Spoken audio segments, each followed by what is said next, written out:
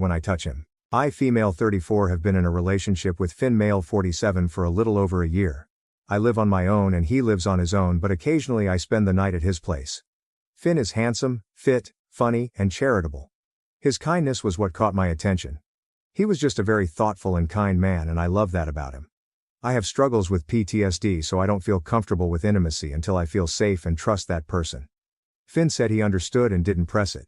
We didn't start getting intimate until 2 months in, but I was pretty drunk, so I was upset the next morning and he comforted me. He didn't get angry or blame me at all. After that, we had a healthy sex life. I was adamant he wears protection every time. Once, while we were in the middle of playtime, he asked if he could take the condom off. I said no, and he said that it wasn't feeling good to him and he is unable to climax with one on. I said no again. Afterwards, he didn't cuddle or hold me like he always did and said nothing to me. I got up to get water and asked if he needed anything and leaned over to kiss his cheek. He shied away from my kiss and muttered, "Oh, now you care about me?" I asked him what that was about and he told me he bends over backwards to make me happy, but he didn't get to feel good because I won't let him not wear a condom. I told him I am very worried about pregnancy. I live in a place where abortions are extremely difficult. He said I am on birth control, so what's the issue? I said that's not 100%, and he knew it. I grabbed him some water and told him that if he got a vasectomy, we could talk. They are reversible and accessible. I just cannot get pregnant. We didn't discuss it again, and he even apologized for being a jerk the very next morning and took me to the spa. I apologized for ruining the night and he said it was alright and we kinda moved on. Everything was great, and around the 6-month mark, he said he thinks we are getting serious and that he considers me his partner, and asked about the condoms again. I reminded him of my requirement for that and he said he had to think about it. About 2 months ago, he had a work trip that lasted a week and a half, and when he returned he was all over me. At the time I was going through a difficult depression. I suffer from depression and sometimes it gets really bad. He seemed annoyed and made a remark that I am punishing him for missing and loving me so much, and he held my face and started kissing me again. After the back and forth for a few more minutes, I just gave up and we had sex.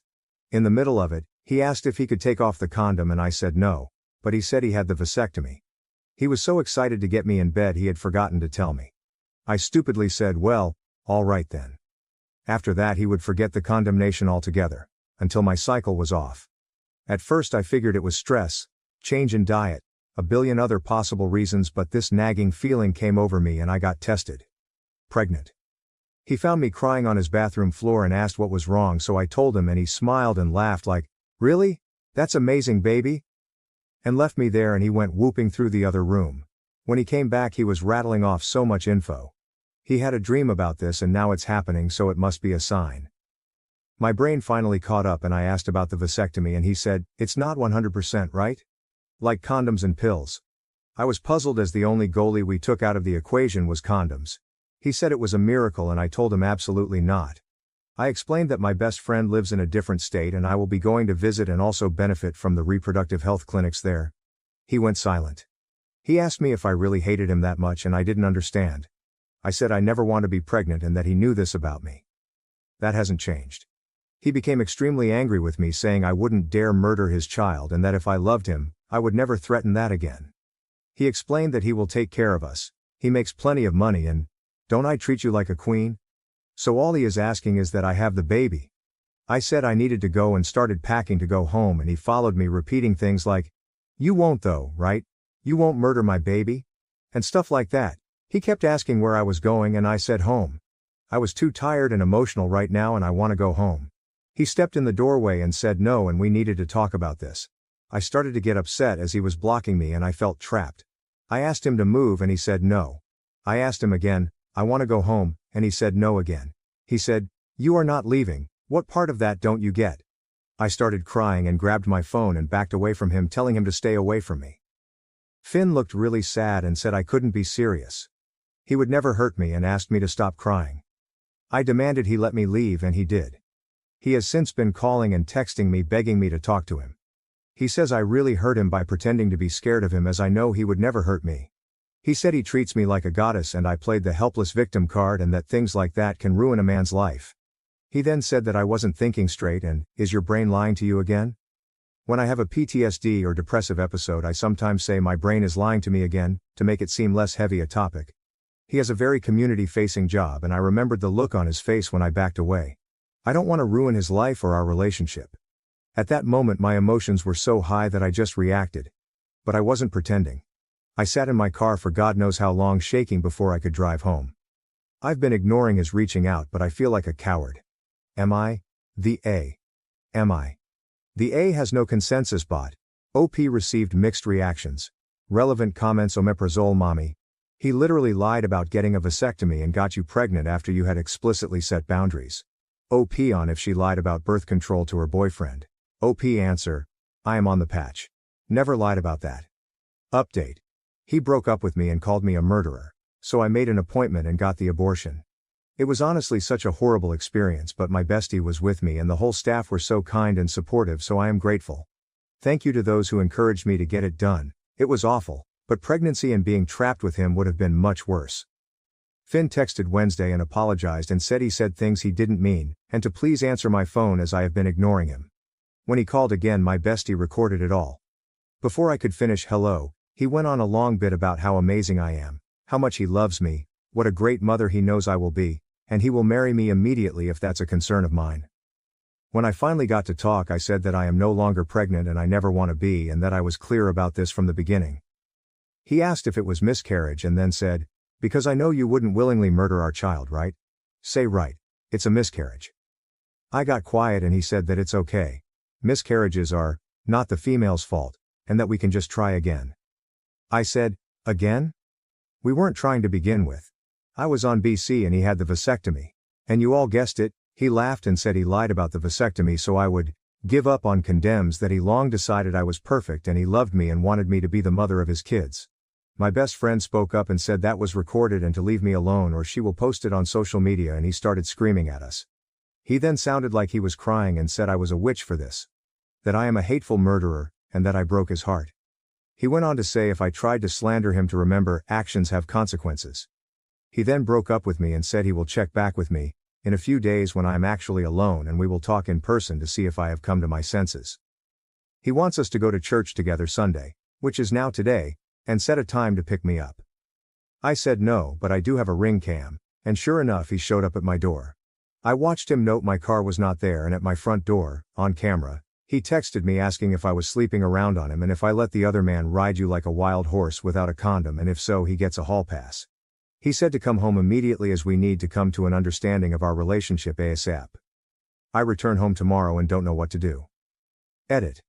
Anyone who wants to shame my abortion, I have zero regrets, and actually will advocate for them from now on. But I will happily mock you in the comments. Thanks actually. You reminded me how little an opinion means to me if it's coming from a disrespectful and/or bigoted place. At least I get to laugh through this nightmare. Edit 2. I won't be going home alone any longer. My bestie is coming with me and I have a friend in the city I live with my spare key and he is now in my home watching it for me. Edit 3. Since I've been asked in the comments, this really blew up. So sorry if I don't reply to you all. I am in a safe location with 2 male friends who know the whole story and we are looking into options. I don't want to do anything hasty. A guy friend is at my home and thus far it's been quiet. I will make an update when I know more. Edit 4. No, I will not harm myself the way some of you have messaged me. For those calling themselves pro-life, you sure want me to take my own. Not very pro-life at all. And since we're on the topic, I don't want to get pregnant because I was told by my doctors that I have a high chance of passing away, even before making it to term. The child also has a high rate of mortality during the pregnancy. Essentially, we would both kick the bucket before delivery. I am ineligible for tubals or hysterectomy where I live until I turn 40, especially with my insurance, and I would never be able to afford the out-of-pocket fee. The places even still require a husband's signature as a policy. I would be open to adopting if I ever found the right person, and were settled and ready. Relevant comments: Aquavanatus. This isn't about you getting an abortion. This is about your ex not respecting you enough to attempt baby trapping you into a long-term relationship and/or marriage.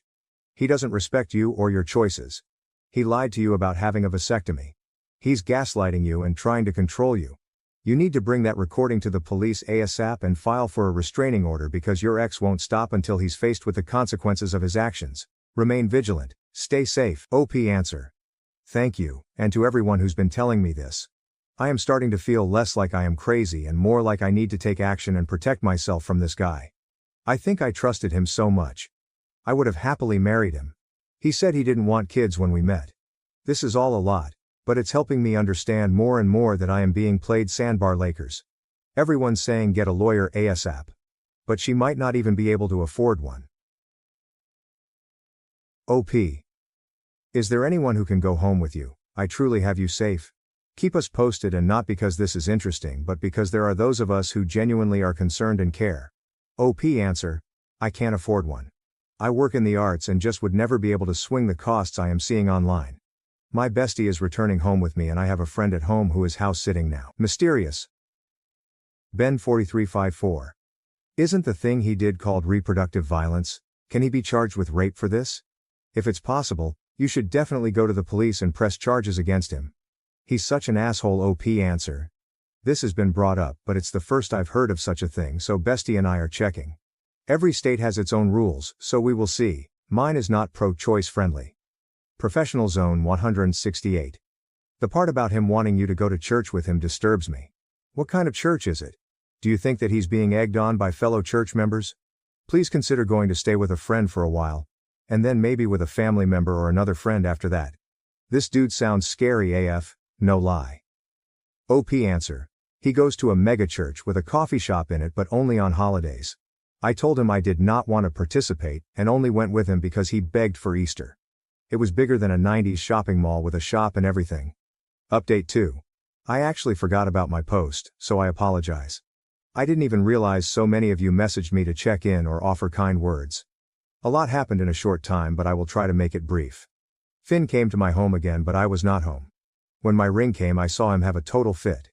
He was cursing me out, calling me on the phone, and when he got my voicemail he muttered, "I'm going to fucking kill her," over and over again, and said it super loud once before walking off. I have been getting a lot of hate mail, texts, and the like calling me a murderer.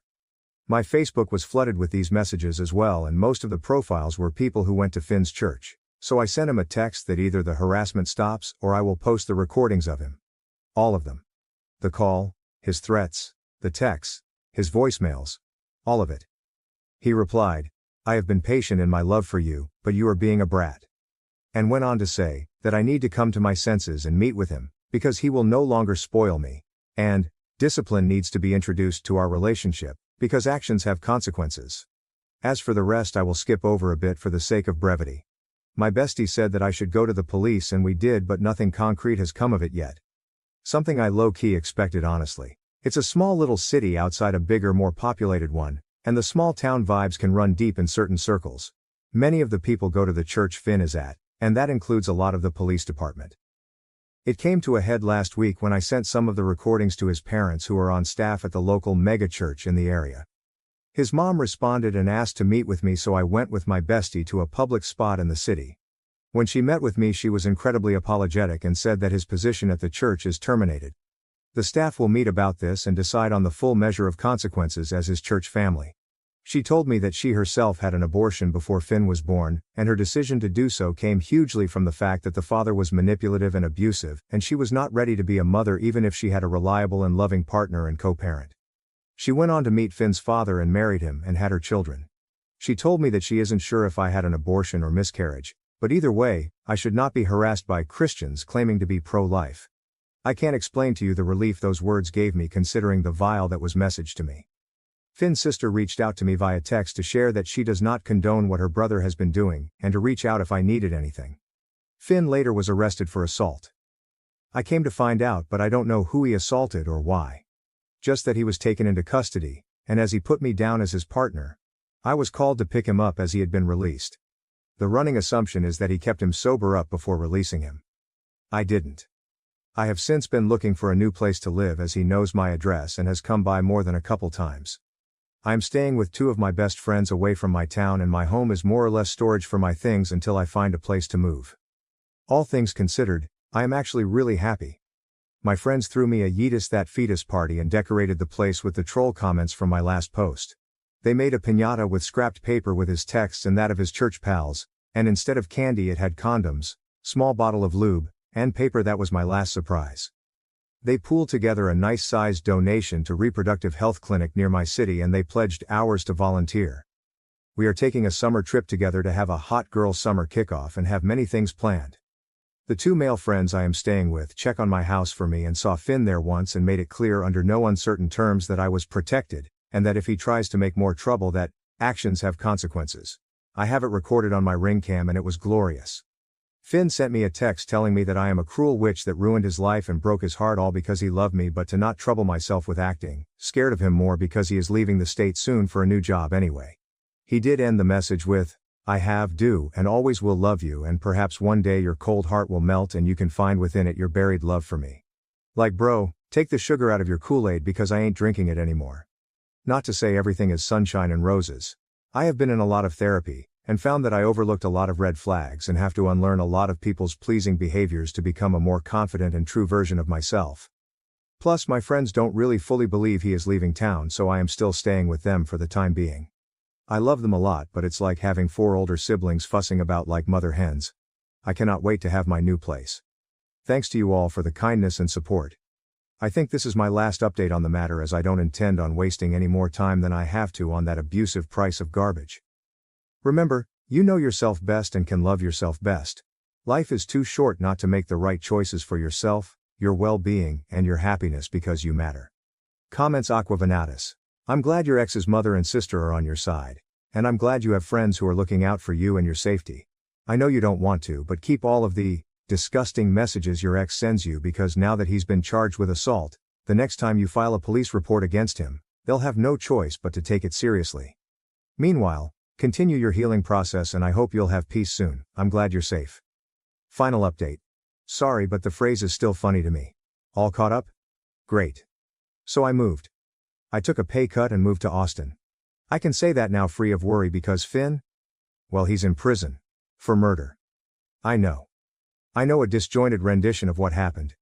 Finn got drunk out of his mind at a local bar, then shit-talked a retired Marine because the Marine spoke about his wife's abortion. I had since gotten a new job in Austin, Texas, and was moving when I heard. Finn's father asked me to testify to his character and to say my abortion caused this. I obviously didn't. I moved with only the essentials and had a wonderful summer traveling with friends. I just got back last week and am now unpacking my new home. Unrelated, but Austin is a fun freaking city. When I got back and logged on, I saw a lot of you were concerned about my safety, so I wanted to update. I'm totally okay, already have new friends, and am going to adopt possibly the cutest little senior Yorkie. I am literally in the waiting room where they will bring him out after he gets all his medical out of the way. I am also in the virtual queue for an adult Rottweiler, and it sounds like I might get her. So I may have her by the time the work week begins. Anyway, I wanted to say thanks to everyone who was supportive, and also I admit to rubbing my happiness in the face of the trolls who wished me misery. I am petty. Sue me. Ciao. Relevant comments, lost. Advertising 232. New and happy beginnings. Cheers, OP answer. It's exciting and the people here are so sweet. For the first time in a long time, I am really looking forward optimistically. Loser swim. I feel like there were a lot of things he did that we don't see. OP probably had a hard time differentiating her post-traumatic stress disorder reactions from normal healthy reactions. He does something cruel and she can't decide if she's seeing his actions as cruel because of post-traumatic stress disorder, or because he is cruel. Prestige. No love. It's weird that people are focusing on the abortion even though he raped her. Like he legit took the condom off with false pretenses, and that's one of the definitions of rape. I'm glad she's safe, but I hate that she got so much hate in the first place. Also, he is talking about how Christian he is, but he wanted a baby out of wedlock. He just wanted to control a woman's body, even though she explicitly said she didn't want kids. Salt pipe. Warner, 89. Also, a lot of people are missing some obvious points about the vasectomy. A lot of heartache could have been avoided here if OP knew that vasectomies don't work that way. He was only able to manipulate her because she didn't know the facts. So in case anyone else is reading for whom this would help, vasectomies are not really reversible. You have to sign a form acknowledging this when you get one. While there is an operation that can attempt a reversal, the success rate is low, and gets lower as time goes by. Vasectomies don't take effect immediately. It can take months until you're sterile, and there is always a follow-up check. It's not a valid form of birth control until after the check. This varies by individual, but vasectomies are generally uncomfortable. It's unlikely that someone who just had one will be up for anything for a little while. My ex-husband left when I was pregnant with twins. Now, he suspects I cheated and demands a paternity test for my children. My ex-husband and I have 3 children. It was a difficult split as he left while I was pregnant with our twins and he tried to make everything as difficult as possible. He and his wife are wanting me to do a paternity test on the children as they are disputing that our youngest is his and he no longer wants to pay child support for her. Him wanting to reduce his child support has been an ongoing issue. For the last 5 years, he hasn't had a problem regarding the paternity of any of our children. He's now stating that he doesn't think that our daughter is his and that I have cheated because she doesn't look like him. She doesn't look much like me either, she's got green eyes like I do. Both of us are pale with light-colored hair and eyes. Our daughter has dark hair that is thick and curly. She looks mixed race and she's the only one who looks this way. Her twin brother looks like my ex-husband. My daughter looks like my grandmother who was mixed race and was white passing. I'll be honest that he and his wife do not get along. I mean, it is hard to get along with the woman who your husband left you for. She keeps trying to shove herself in my children's lives and acting like their mom. She keeps insisting that she's mama, and they should refer to her as that. They have refused to call her that, which always ends at my ex calling me frustrated that the children won't give her respect. She's recently been pointing out that my youngest looks darker than her siblings and has been suggesting that my youngest isn't my ex-husband's. I'm close with my former SIL, ex's brother's wife, and she told me before my ex did that he wanted a paternity test and was going to stop paying child support for her. She's also said that ex and his wife are once again having money issues. This was something I had already suspected as he had stopped taking them on his weekends as he was having to work overtime. Before people tell me to document this, I have everything documented. I refuse to answer calls from him, which forces him to either text or email me so that I can keep conversation records as I don't trust him. After I found out about him wanting a paternity test, I told him that I wasn't going to consent to him doing a paternity test on the children and the only way he was getting one is if he took me to court. He told me that it was clear our daughter wasn't his and that she didn't look like her siblings. He argued that he couldn't afford court and I was holding his money hostage by forcing him to pay for a child who isn't his. He has now apparently been whining about me on Facebook about how I cheated on him and am forcing him to raise another man's child and forced him to sign the birth certificate. I didn't, he wasn't even there, but as we were still married I could put him on without him being there. I don't follow him. I had one of his friends try and confront me about it. I want my children to have a relationship with their dad and I feel like this is stopping them. Though on the other hand, I know there will be something else he, or his wife, takes issue with down the line. AITA for refusing to do a paternity test. Edit. I thought I'd put this in my post but I didn't. Really should have proofread this rather than posting in anger. My ex wants me to pay for the paternity test. He doesn't want to because of his financial situation, which is why I told him to take it to court and get a court-mandated one. I know if I was to pay for it then he would want another one because he'll think that I tampered with it as I paid for it. He did the same when I had the house valued so I could give him half.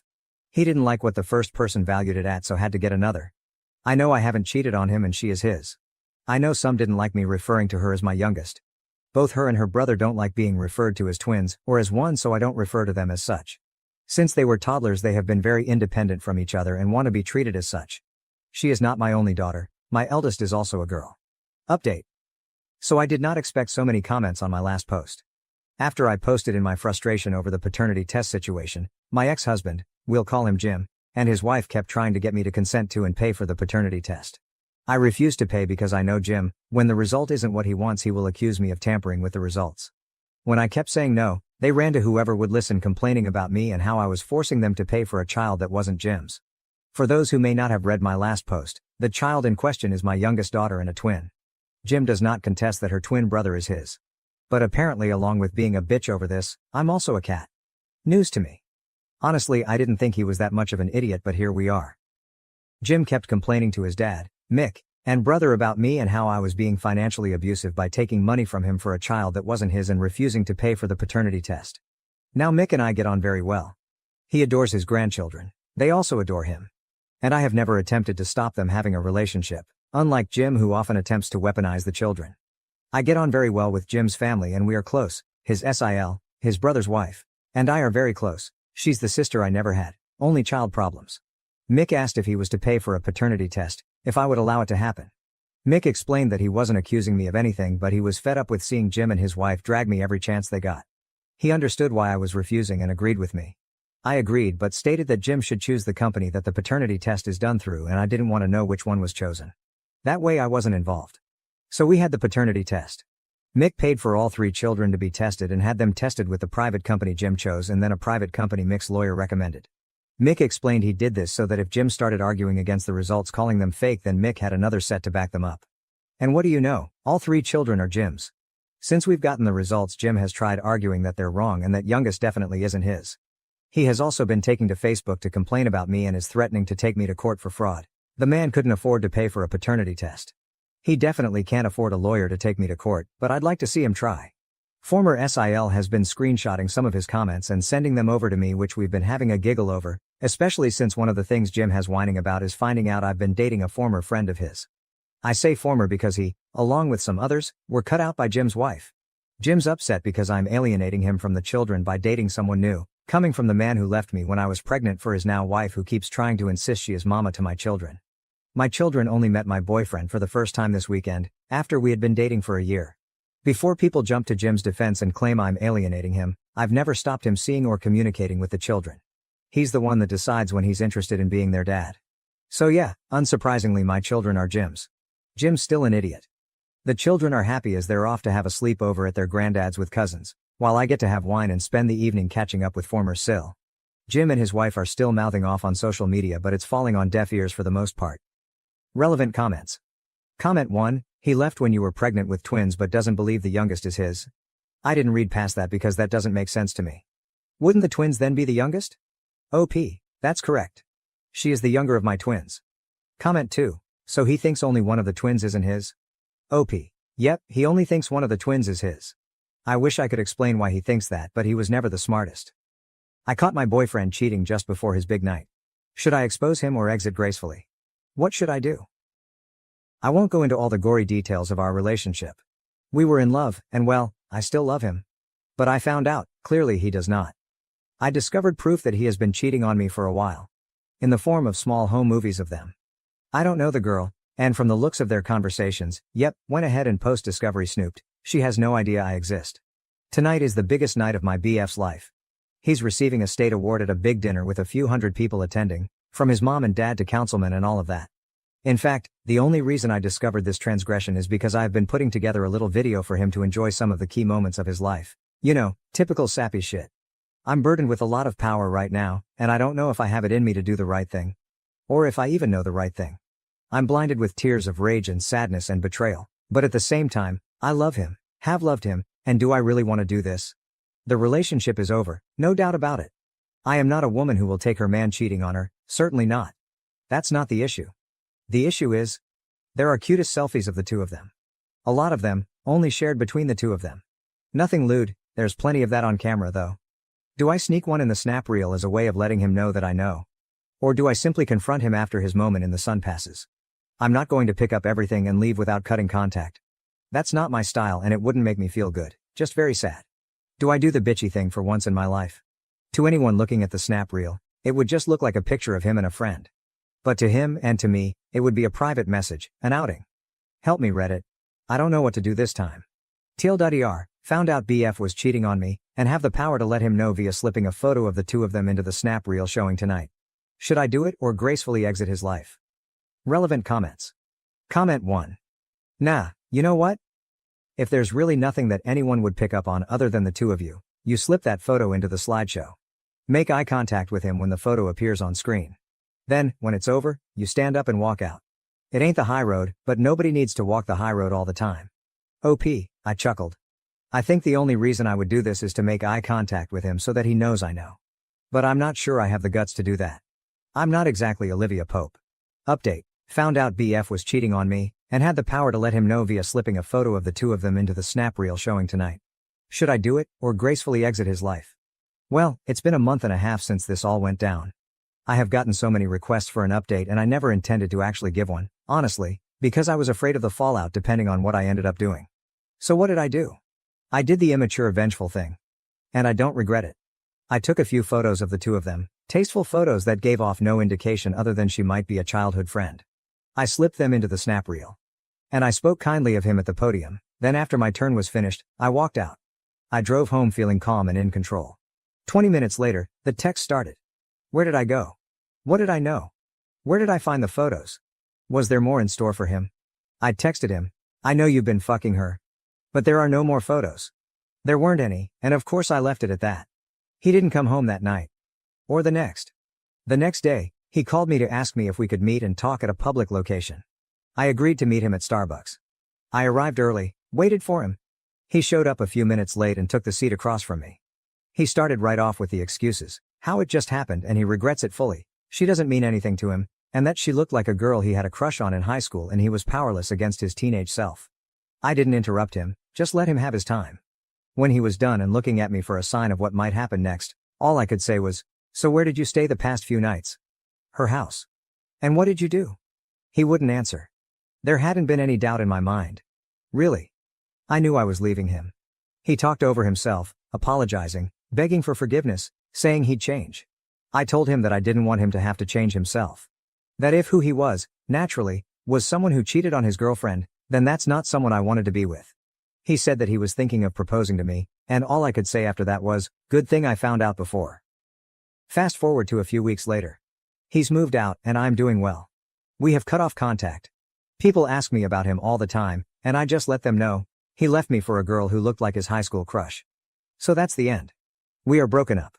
We are never, ever, ever getting back together. I don't feel any regret for how I handled it. Like one commenter said, there's no need to take the high road all the time. I added the photos to the snap reel.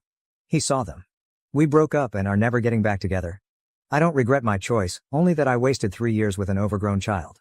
Am I the A for upsetting my coworker by calling her work sister after she called me work husband during an office happy hour in front of everyone? June 27, 2024. I, 34 years old, work in a small office with about 30 people. Mary, 35 years old, is one of my coworkers. We have been working together for 6 years now. Our department has 6 people, and we frequently travel across the state for government projects. We always travel in pairs, and although my travel partner changes based on the project, Mary and I are generally assigned to similar projects and enjoy each other's company. My wife also likes Mary. Overall, we have a very healthy work relationship. On to the incident. Yesterday, we had a happy hour at our office, and we were all drinking after work hours and chatting. A group of around 10 people stayed back.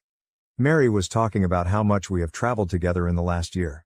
She was roasting me for my travel habits, like always forgetting stuff in my hotel room and being sweaty and stinky at breakfast because I go to the hotel gym. Everyone was laughing, and she made it sound like I was unbearable to travel with, all in good fun. I also shared some funny and sweet stories about her and agreed that I can be difficult to travel with sometimes. Mary came to me, hugged me tightly, and told me that she loves me and that I am her work husband. Although it was innocent on the surface, she might have been a bit drunk and didn't let go of her tight hug. I also hate that phrase because I have a wife whom I promise to be with forever, not just during non-working hours. After a few seconds, I started feeling uncomfortable and noticed a few people staring at us. To defuse the situation, I gently took her hands off my shoulders and told her she was my work sister and that's why I love to annoy her so much. This upset Mary, and she left, went back to her desk and sobbed silently. I tried to apologize, but she expressed how embarrassing the whole situation was. She said she meant work husband in a platonic way, but calling her work sister made her sound like a creep in front of the office. She was also angry that I removed her hands from my shoulders while hugging. I tried to explain that I disliked the work husband phrase and noticed people giving dirty looks when she said it. I was just trying to ensure people didn't take her words the wrong way. We talked for a few minutes afterward and Mary calmed down. She hugged me again and left. I felt really guilty afterward because I saw Mary's point.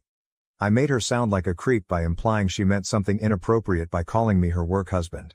However, I was uncomfortable in that situation and didn't want people to call us that or assume something wrong. Am I the asshole for calling Mary my work sister? I am sitting in my office writing this and worried if I embarrassed Mary in front of everyone.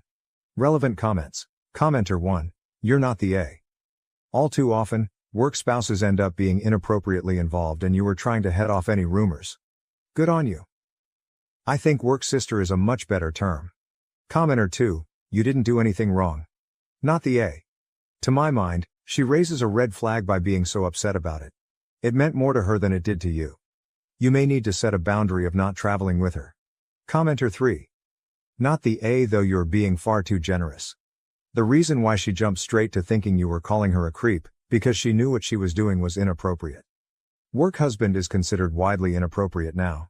She knows this. You responded correctly. You owe your actual wife loyalty. Mary needs to back off and act more of a professional. Commenter 4. Not the A. I think you were justified that whole time. Unfortunately, alcohol can make things awkward for everyone, but you were made uncomfortable by the extended hug, so you removing her arms from you was understandable. The problem right now is that Mary is only considering her own feelings and not thinking at all how her actions made you feel. She did think that such a public display of affection might make a married man uncomfortable. She's only thinking that you made her look like a creep. And let's be honest, she did kind of look like someone hitting on a married man after drinking too much. Commenter 5. Not the A. Work sister is 100% a compliment. Work husband is the stuff that will get a person reported to HR. Mary is waving bright red flags. You might want to get ahead of this now. All your colleagues are suspicious. No more being paired with Mary. Consider telling your wife before one of them does. Commenter 6. The best way to know that you needed to set a limit was her overreacting. Sobbing at her desk. It was time to stop it. If she tries to bring it up again, repeat what you said. She's a great co-worker, but you only have one wife, so you don't do the work-wife jokes. Nothing personal, but it's not for you. If she brings it up a second time, you'll need to email your supervisor to get written documentation. You just describe what happened, as you did above, when and where, and that you'd like them to informally coach her on letting it go. If she brings it up a third time, you'll need to go to HR and ask to be taken off projects involving travel with her. I really hope she can pull it together and that she can join you in cheerfully going back to work. But remember that it's her making this weird, not you, and your first responsibility is to preserve your own employment. Commenter 7. Mary's point only is valid if Mary is humiliated by a sisterly relationship when she was going for more. The I love you, the long emotional hug not letting go, says OP needs to be paired with someone else on work trips for a while. And OP, shower before breakfast in public. Mary is not the only one who can smell your body odor or who has to sit in the chair you were sweating in. No one needs that much visibility into your body smells and fluids. Too much closeness. Editor's note. I looked through the comments and didn't find a single "you're the asshole, everyone sucks here," or "no assholes here." It was universally not the asshole. Update, July 2, 2024. I posted this about calling my coworker Mary my work sister after she tried to call me her work husband in front of the entire office. A lot of you are asking for an update, but that sub does not allow me to post an update, so I'm writing it here. Thanks everyone for your comments and giving me confidence that I did not do anything wrong or inappropriate. As I was sitting in the office the next day, I knew things would be a bit awkward between Mary and me. Mary ignored me the whole morning. Initially, I was planning to go and apologize to her, but after the post, I decided that I do not need to do that, as I should be the one who was offended. Everyone in the office could see that we were acting weird, and I heard some people gossiping about us. One of the ladies also came to me and asked me if I wanted to talk about Mary and me. Around 3 p.m. in the afternoon, I was sitting in my office working. Mary came into my office and closed the door behind her. She was angry at me and started saying that I need to stop being an asshole and stop ignoring her. I told her to sit and to talk about what is going on.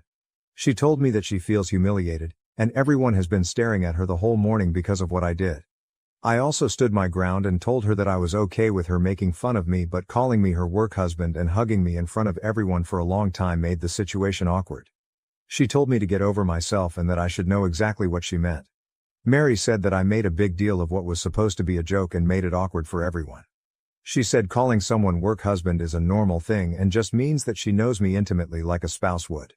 She said that because we spend so much time traveling together, she knows all the intimate details of how I behave outside work. I stopped her and told her that I felt offended by the term work husband, because I have a wife and I do not want people to use that term to describe our relationship. I told her that she would not understand as she is single, but as a married man, I really do not want anyone to describe me as a husband in any capacity. She said that I am again misinterpreting what she was saying. She felt that as we have known each other more times than I have been married, she knows me more intimately than even my wife. I have no idea why she feels that way, and I also behave like her husband when we travel together. She went on about how we go out to dinners together after work, how I always insist on having breakfast together in the morning, to plan our actions of the day, and I walk around in my underwear, referring to my gym shorts, around her in the mornings. She also talked about how we spend hours talking to each other during road trips and how I am the only man she can trust with any secret in her life. She said that I am the definition of a work husband, and I am just in denial. I was a bit angry at this point. I told her that I do all that because I consider her my friend and she is delusional if she feels she knows me more intimately than my wife. I told her I do not want to hear that term again and it is extremely disrespectful to my marriage. Only one woman gets to call me her husband and that is my wife. Moreover, if my actions are giving her such ideas, maybe we need to stop being friends. She became apologetic afterwards and told me that she did not mean to disrespect my wife, and it was not her intention. She apologized to me and told me to just let it go. She said that she loves traveling with me and she doesn't want anything to change between us. She again said that I am misinterpreting her statement and just wants to move on. She came to hug me again, but I just told her it was okay and stepped back. I also talked to my wife about the incident that night. As expected, my wife was angry at Mary and told me that she hates the term work husband.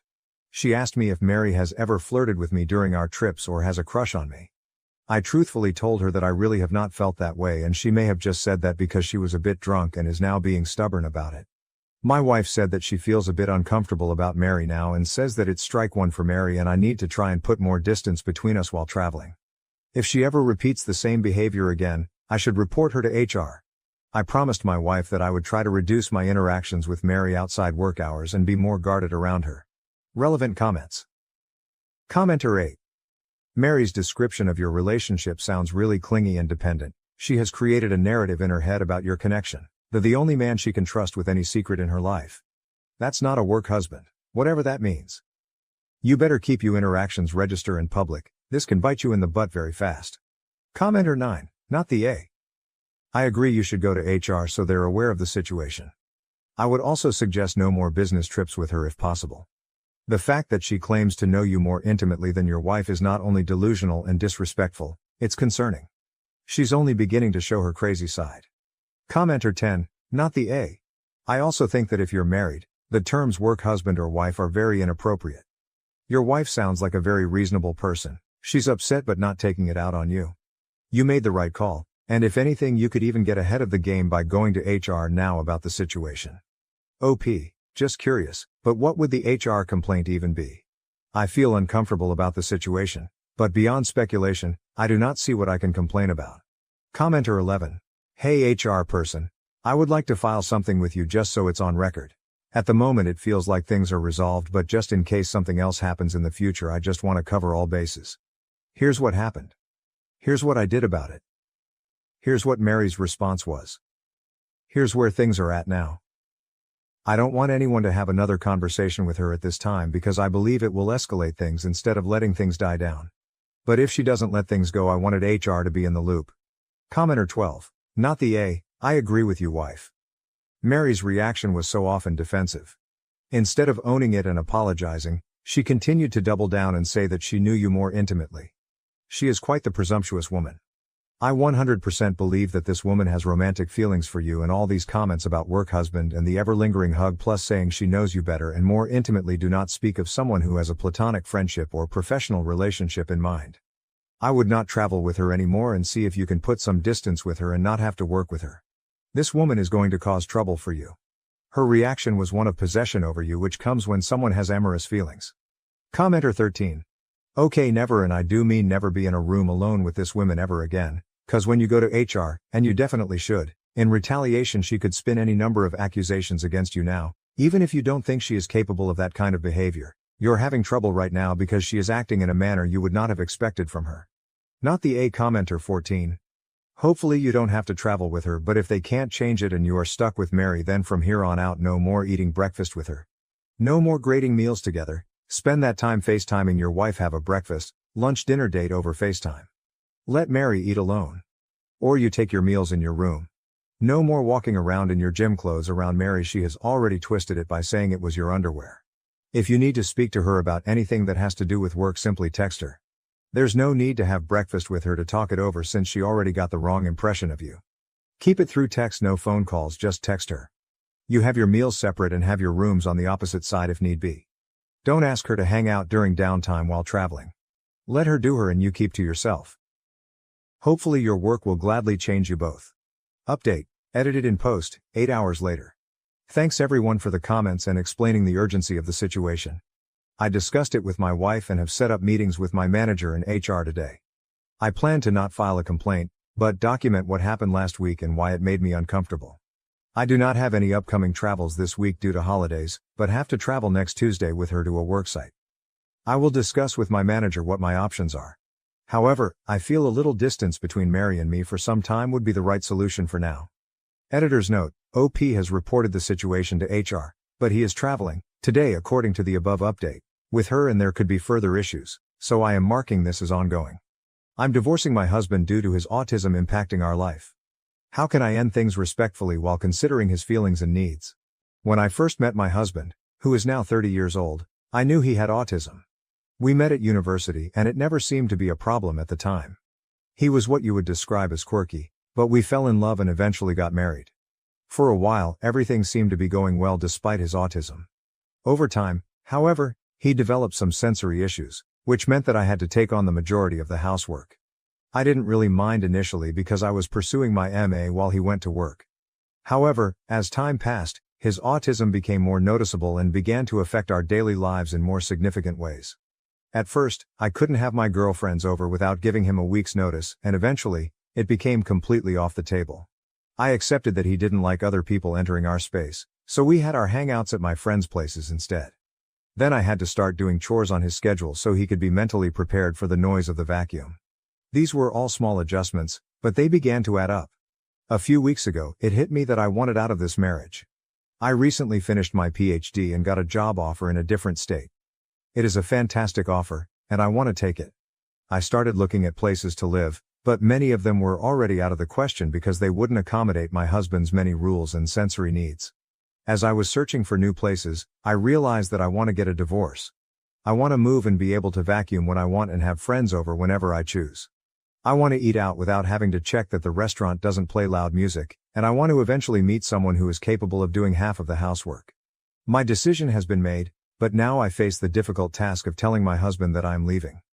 I want to do it respectfully, but at the same time, I feel like he deserves to know why I'm making this decision.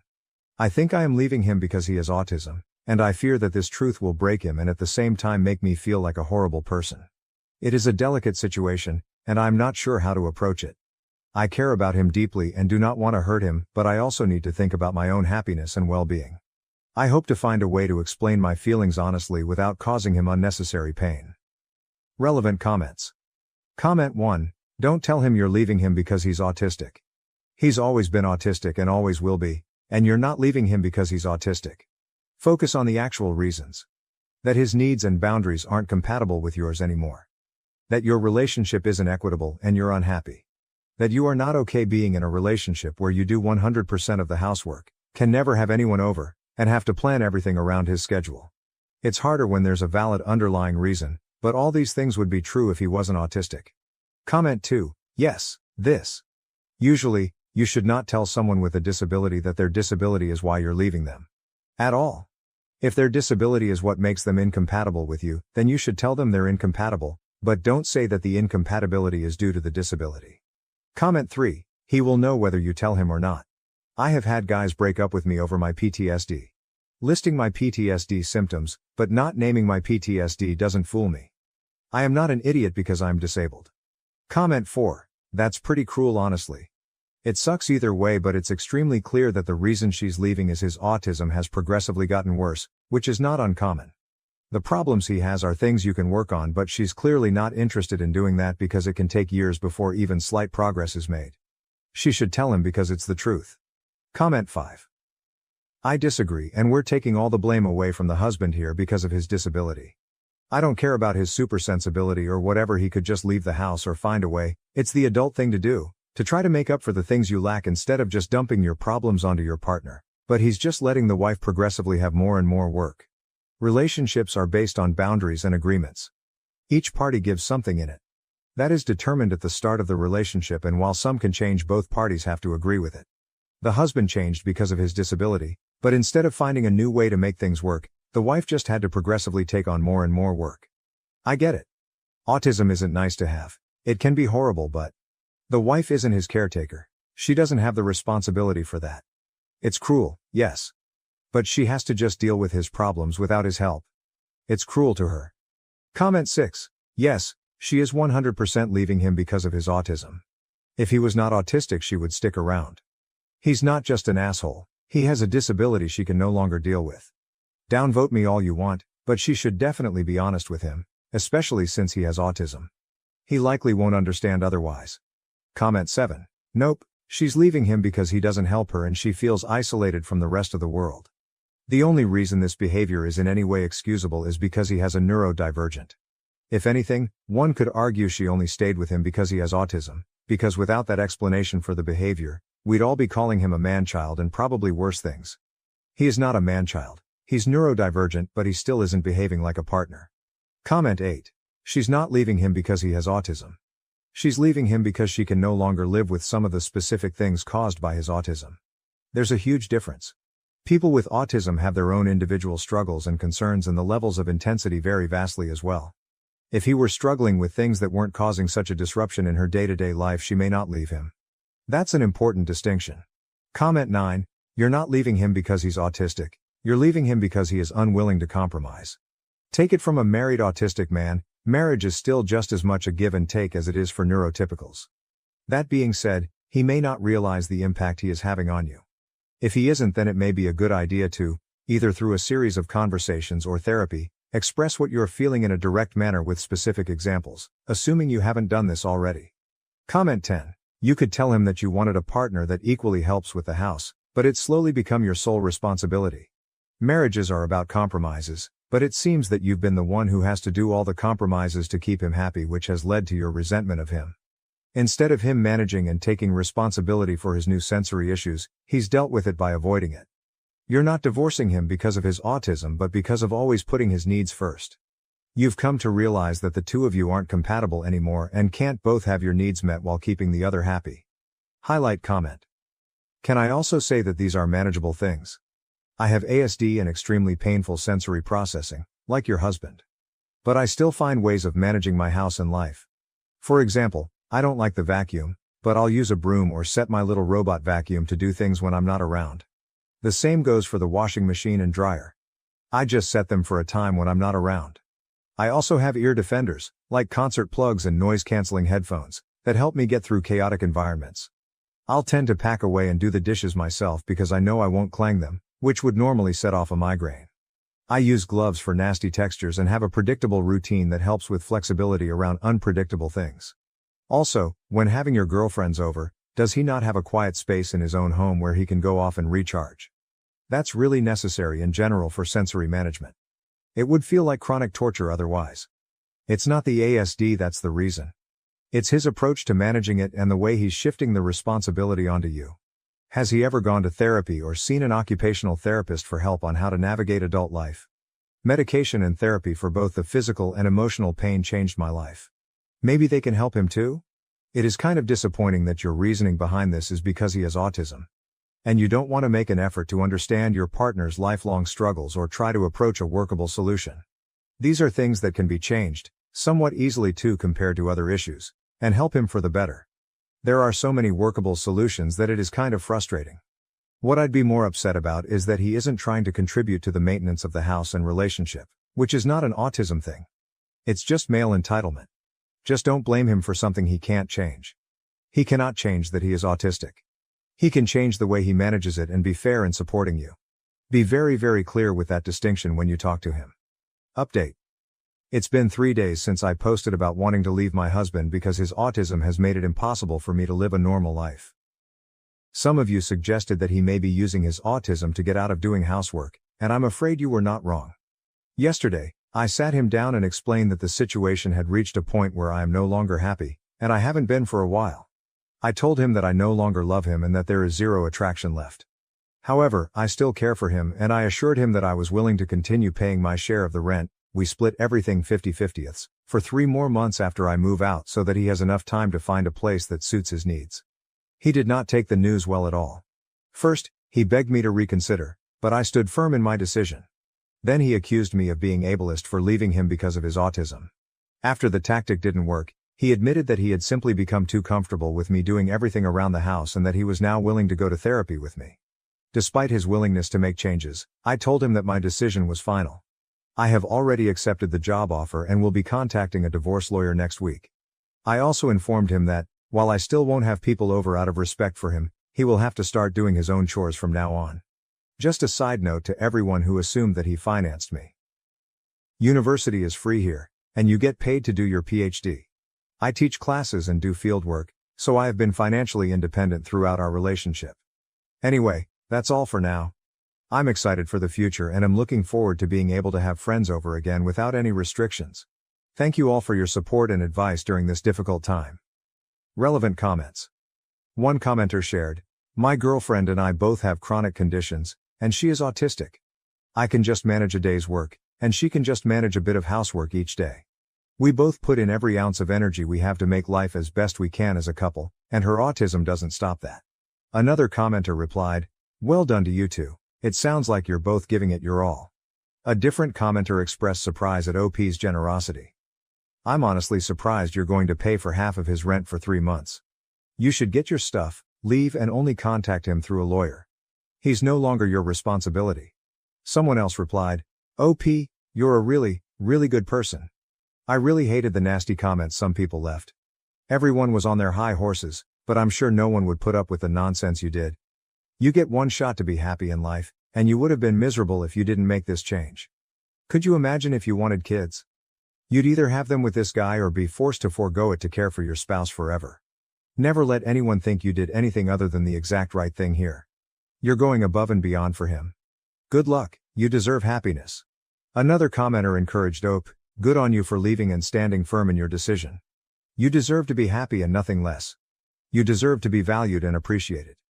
I think your husband will see his fault in all of this, hiding behind his autism, and will be forced to stop doing it because you won't be around to take care of him. He's not your problem anymore."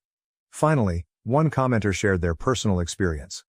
"I was diagnosed with Asperger's as a teenager. These days my condition is called high-functioning autism, and I do the most housework in my family during the week. He is not physically disabled. He's just using autism as an excuse, which is a shame. Good for you for realizing and getting out. I hope you can soon find someone who values you and isn't just taking advantage. All the best." Highlight comments. Comment 1, "I have had ADHD my entire life and was diagnosed at a very young age, before I was 5 years old, although back then they called it ADD. I ride longboards, but noises from people in traffic bother me, so I wear noise-canceling earbuds. I literally cannot balance on a longboard or skateboard unless I block out a lot of surrounding noise. I get vertigo and lose my balance even when I'm just standing if there are certain noises bothering me. I discovered that ADHD places me somewhere on the autism spectrum as well. While I have always had issues with noises, I do not make other people change their lives to revolve around me and my disorders. There are plenty of options available, such as noise-canceling headphones, earbuds, and earplugs, which this man could have used. He simply did not want to take these measures. My ex did the same kind of thing to me as well. In fact, my ex went as far as to fake his problems. I also have bipolar disorder, and my ex started lying to our doctor and pretending he had it too, using it as an excuse to abuse me at home. Every time he yelled at me, had a mood swing, or pushed me, he claimed it was because he was bipolar. The truth is, he is not bipolar. I am the one with bipolar disorder. I know this might sound harsh, but he might not even have autism in the first place. My ex read books on bipolar disorder to fake it better, and this man might have studied autism and blamed every bad habit on it. People do that, you know? My ex was getting medication for bipolar disorder but was stashing it without taking it. I found months and months of medication packages he was not using, despite getting them filled at the pharmacy to make it look like he was taking his meds. I have his container of meds and a package, and I've already shown it to a lawyer to prove that he lies about having mental health issues. Comment 2, "I have ADHD and autism has been suspected but not yet diagnosed. Life can definitely be tough for me sometimes. I struggle with loud and dissonant noises, surprises, and unexpected changes. I get overwhelmed easily, tend to shut down, and experience major anxiety. I understand that it can make functioning difficult at times, and sometimes I need my significant other to be patient with me. However, it is still not an excuse to never do anything and hold your spouse's life hostage. In this case, the individual was definitely using excuses and taking advantage of the situation. I left because my husband almost killed our newborn son by not paying attention. My young daughter tried to save her brother and got hurt. I'm 25, and have been with my husband, 30, since 2018. We have a 3-year-old girl and a newborn boy. But tonight, things almost took a turn for the worse. My husband has always had trouble paying attention, but I never thought it would come to this. Our neighborhood is weirdly laid out, with cars zooming by at crazy speeds at all hours of the day. I was folding clothes when I heard our toddler screaming, "Dad, help!" That tone made me drop everything and sprint outside. What I saw made my blood run cold, our newborn in his stroller, careening towards the busy street. I screamed and ran to him, barely stopping the stroller in time. My baby girl's hands and knees were scratched up because she tripped trying to run after the stroller. I snatched up my baby, heart pounding, and scanned for my husband. He wasn't watching. He was chatting with neighbors, completely oblivious. The anger I felt was unlike anything I've ever experienced. I stormed up to him, shouting in disbelief. He looked shocked at first, then realized what almost happened. The apologies and tears came pouring out, but it was too late. I couldn't wrap my head around how he could be so careless, so blind to our toddler's screams and the stroller rolling away. I packed up the kids and left, staying with my parents. They're on my side, but my husband keeps texting, begging forgiveness, calling it an honest mistake. But I can't shake the terror of almost losing my baby because he couldn't focus for a single second. My baby girl got hurt in the process because he couldn't pay attention. I almost lost my son because he couldn't pay attention. I can't stop crying. I feel so guilty. I wish this all never happened. Sorry it's short. I just want to hold my babies and I can't stop shaking every time I think about it. What if I was just 1 second late? Would I have been planning a funeral? And the reason I left the house instead of him was because I hate that house. I don't feel like it is safe for the kids with all the traffic, and I was right. It's my husband's workhouse. I can't be running either. I had a C-section less 6 weeks ago. A lot of people are saying, why wasn't I watching the kids? I was doing their laundry like a parent. Does he takes them for walks to have bonding time with them? He literally created this by himself. This has never happened before. How was I supposed to know? And people saying, why didn't I get him checked out? I'm not his mother. He is 30 years old. I'm sick of people acting like I have to parent my own husband while I literally have a newborn, a toddler, and I'm still healing from a C-section that I teared my stitches from when I ran to get my baby. I don't care if it was his ADHD, the court wouldn't care either. If he killed my child, he would have gone to prison, either way. Relevant comments. Comment 1. Okay, he was 100% wrong and I'd be livid just like you. However, I'm a little confused about the situation. Like, why was your baby just in a stroller unattended? Why did the stroller randomly go into the road? Since it sounds like you were at home, is this maybe something y'all normally do just to have a place for a baby to sit out front of your house when your toddler is playing outside? And maybe it was a freak accident. I'm going to be honest, as a mom, most of us have stories of near-death experiences with our kids.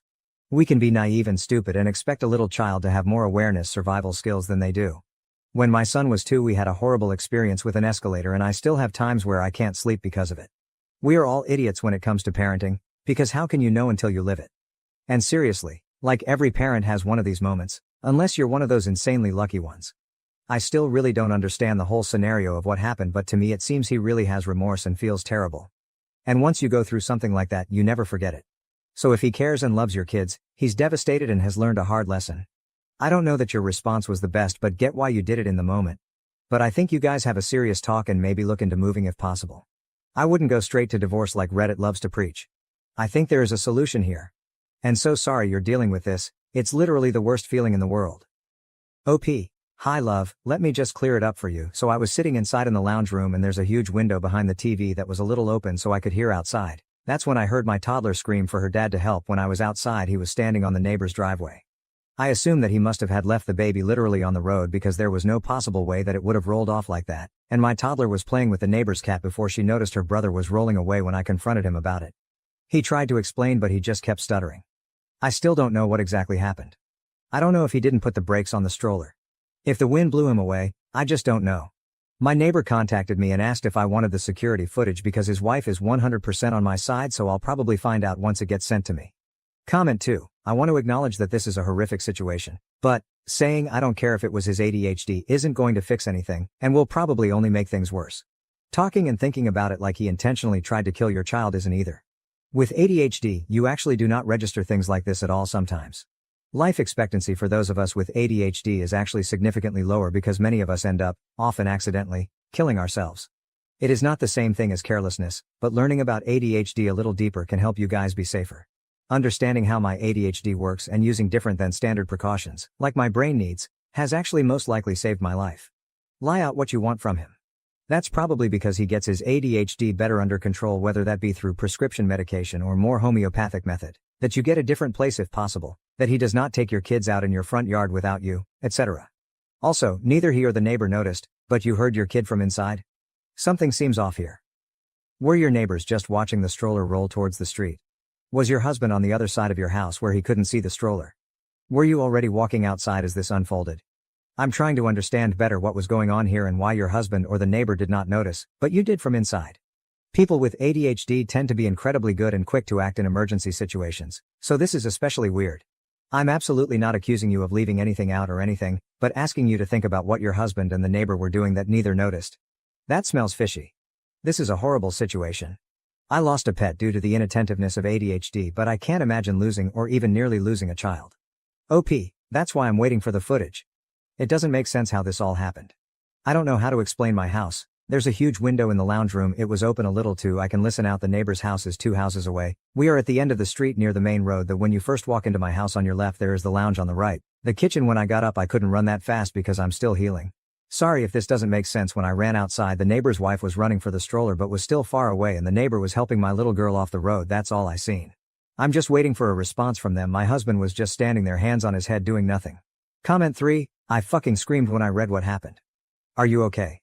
Like, did you get any more damage to yourself? You literally just had a baby. What the fuck was your husband doing? Like, being outside with small children, especially on a busy street, should be treated like watching babies swim because anything can happen in an instant. I hope you're okay. And also, DDK, but do you all have cameras in your house? I wonder how long your husband was talking to the neighbor.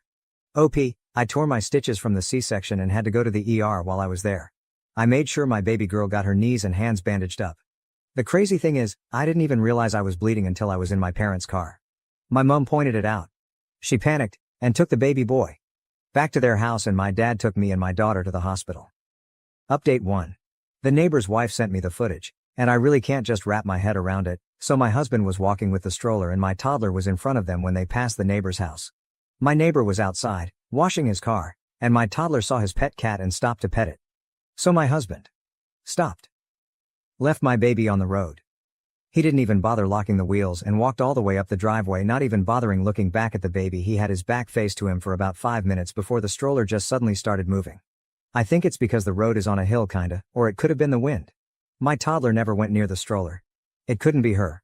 The stroller went down the road and my toddler. That's when she started screaming and running for it when she saw it. The neighbor started running after my daughter when she tripped. He tried to pick her up.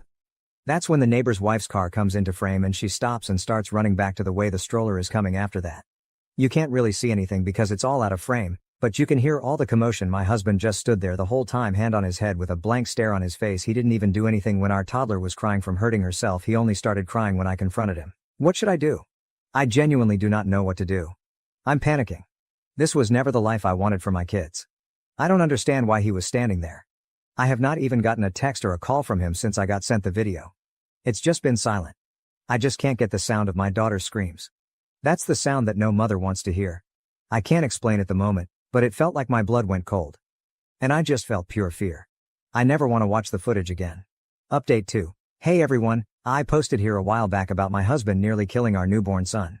I wanted to give a quick update on the situation. After reading through the comments, I decided to go back to my husband. Many of you pointed out that if I left him, we'd end up with 50-50th custody of our kids, which I couldn't bear. So I made the difficult choice to stay, even though my love for him has faded. My plan now is to tough it out until our kids turn 18, and then leave. I'm terrified of getting pregnant again, especially since I'm not allowed to use birth control or get my tubes tied. My parents, who could offer support, are moving away, leaving me feeling trapped. Despite everything, my husband tries hard to make things right.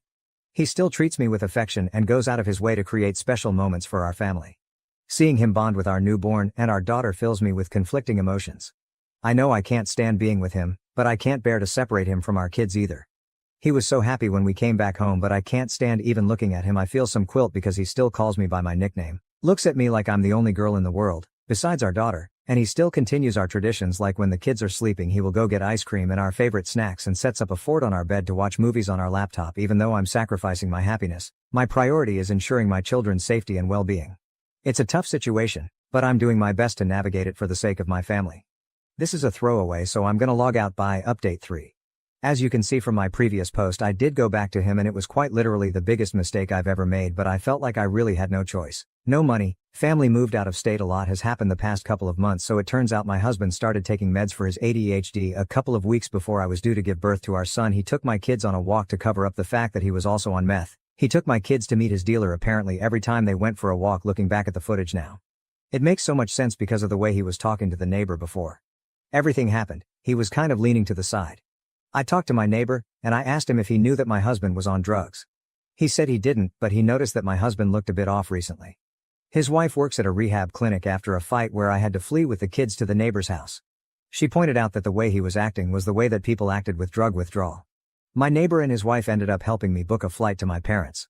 I'm currently with them right now and I have spoken to a lawyer that my parents are going to help me pay for. I think all the people from my original post that told me to keep the footage because it is going to come in handy. My husband keeps sending me videos of him shooting up and doing other substances. He keeps saying that they are going to fix him. He sent me a video of him standing in our kids' room. And he was just screaming at me, saying that it helped him cope with his addiction. He took a knife and stabbed both of our kids' mattresses. I am not going back. He even cut up the side of my bed.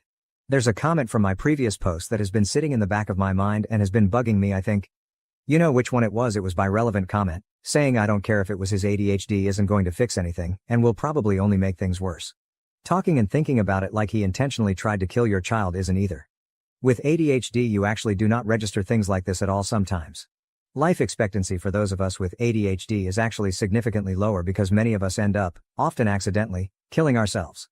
It is not the same thing as carelessness, but learning about ADHD a little deeper can help you guys be safer.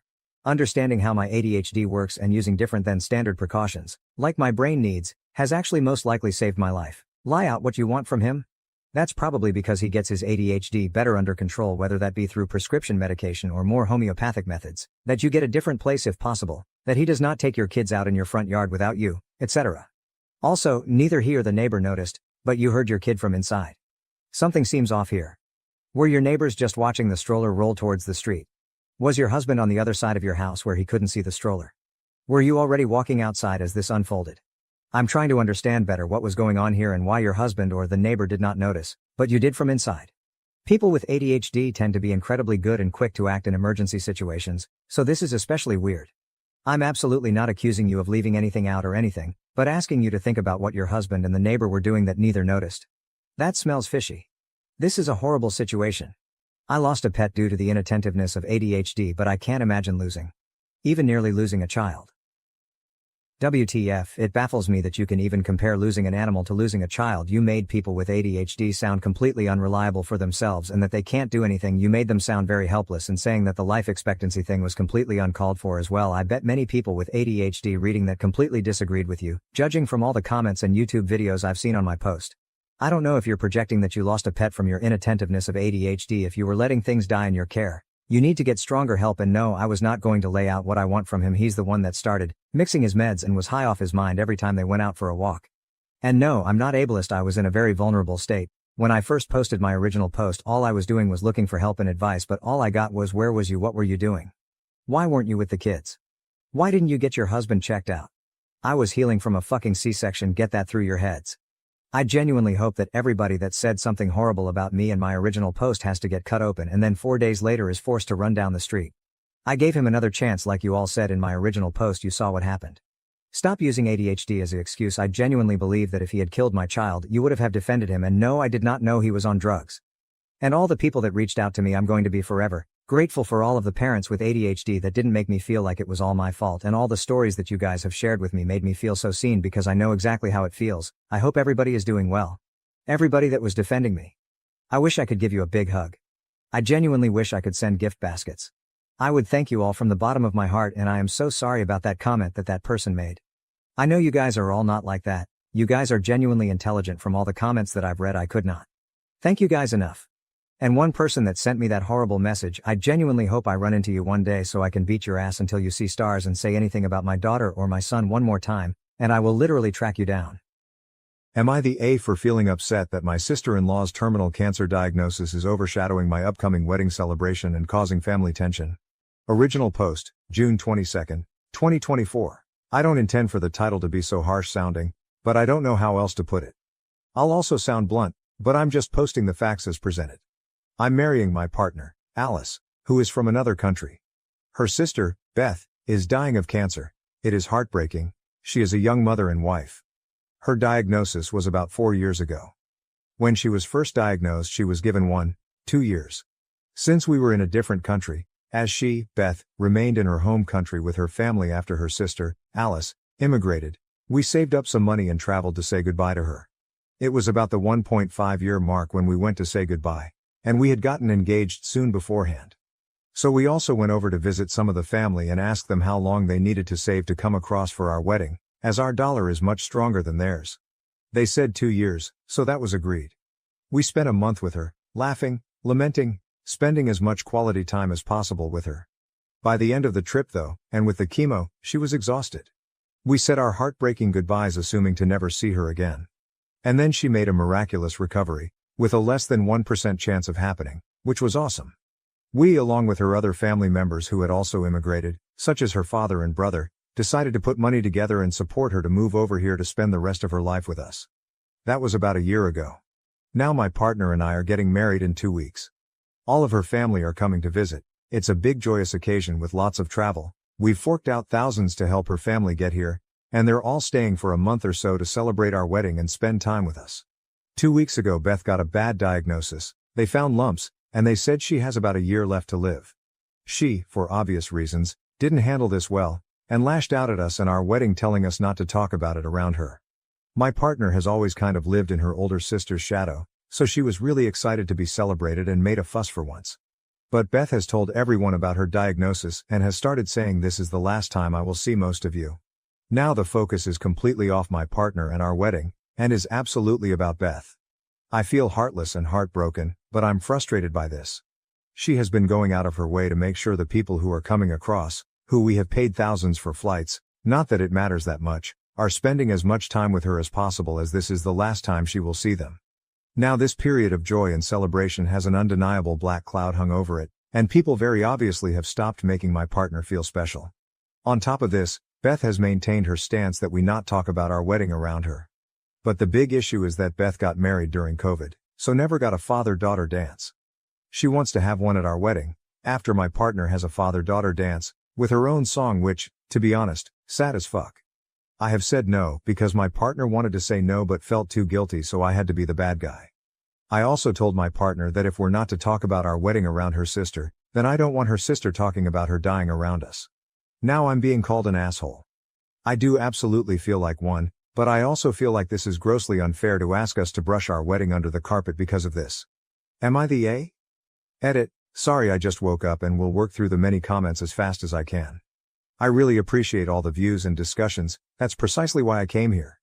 Genuinely, thank you. Am I the asshole has no consensus bot, OP was not the A. Relevant comments. A user questioned whether Beth truly has cancer again, suggesting she might not be truthful. OP responded, admitting, "You're right, I'm really struggling with this thought, but if she makes another miraculous recovery, I'm going to feel like a massive dick. Because everyone will be celebrating, and to be honest, I'll be furious, jaded and distrusting. My father is a very distrusting man, and he raised this exact same point, saying he's not sure he believes the diagnosis is as bad as she's saying it is. But we'll see, in the worst possible way." Another user commented on Beth's behavior, saying, if true and she was given a year to live, she could give her sister that one day and stay quiet. But no, she makes it about herself. Her missed dance, her missed whatever, and ruins the day for you guys that way, assuming she's telling the truth. I get weird vibes. If I were you, I'd go to the courthouse, elope without telling anyone, cancel the celebration and have one way later. OP replied, "We considered this. My partner had a breakdown over it and said she wanted to do this. I asked her if she was sure, we had a conversation, and she changed her mind. We've done too much, prepared too much, gotten too excited for the whole thing to just pull the plug." When asked about the type of cancer his sister-in-law has and if it was confirmed by a doctor, OP stated, "Lymphoma, stage 4. No, we've only heard from her." Update, July 8, 2024. People asking for updates about my post. A couple of weeks ago. The lead up to the wedding was a bit nightmarish. Sister-in-law tried to tell someone they couldn't come to the wedding because of something they said. They told sister-in-law she could only afford a really nice new car because she and her partner are staying with her dad, and he's paying all her medical bills. We curbed that by changing our seating plan last minute, asking the person to come, and he still came thankfully. Then the plan was to go up to the town the wedding was in for a few days for my wife to spend time with her family. We paid for her little brother and little cousin's accommodation because they couldn't afford it. Week of the wedding, the sister-in-law convinces both little brother and cousin to only travel up for only the wedding, not to stay with family. Sister-in-law wasn't traveling up because of some vague and changing reason. There was a fight on their family's side, it supposedly got resolved and sister-in-law got given the hard word. But then little cousin didn't come up with family and stayed home with sister-in-law. So I told my partner to directly pass this on to sister-in-law. I was in different accommodation for the lead-up. If there is a medical event, I'll call and cover cost for an ambulance at the smallest hiccup. If she plays up, her husband will take her home immediately and without argument, or myself and the other two ex-bouncer groomsmen will kick them out. If her family don't want this to happen, then they will get this sorted before I do because they've disappointed me with their soft approach, and now they've all been warned. And then the day went off without a hitch. It was beautiful, perfect, happy, fun, and everything we wanted it to be. No drama, no major issues, and my new wife loved every moment. She was spoiled and made to feel special. Thank you for all the suggestions and kind words. We assigned mother-in-law to sister-in-law for the day. There was almost a hiccup when sister-in-law's uncle reversed her brand new car into my ring-bearer's car and sister-in-law started firing up. But it was curbed. A beautiful day because of your guys' support, so truly thank you. Relevant comments. One commenter asked for more information. Did your sister-in-law and father-in-law dance? If so, what song? OP replied, they danced when the dance floor opened up to everyone, and they were happy with that. It was a happy song though. Another commenter noted, I personally didn't question it, but reading the other comments, I feel obligated to ask. Did you get confirmation that either diagnosis was real? OP responded, we have confirmation of the diagnosis but not the severity.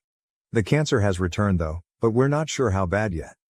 Am I the asshole for completely cutting off my dying sister-in-law and telling her family not to contact me?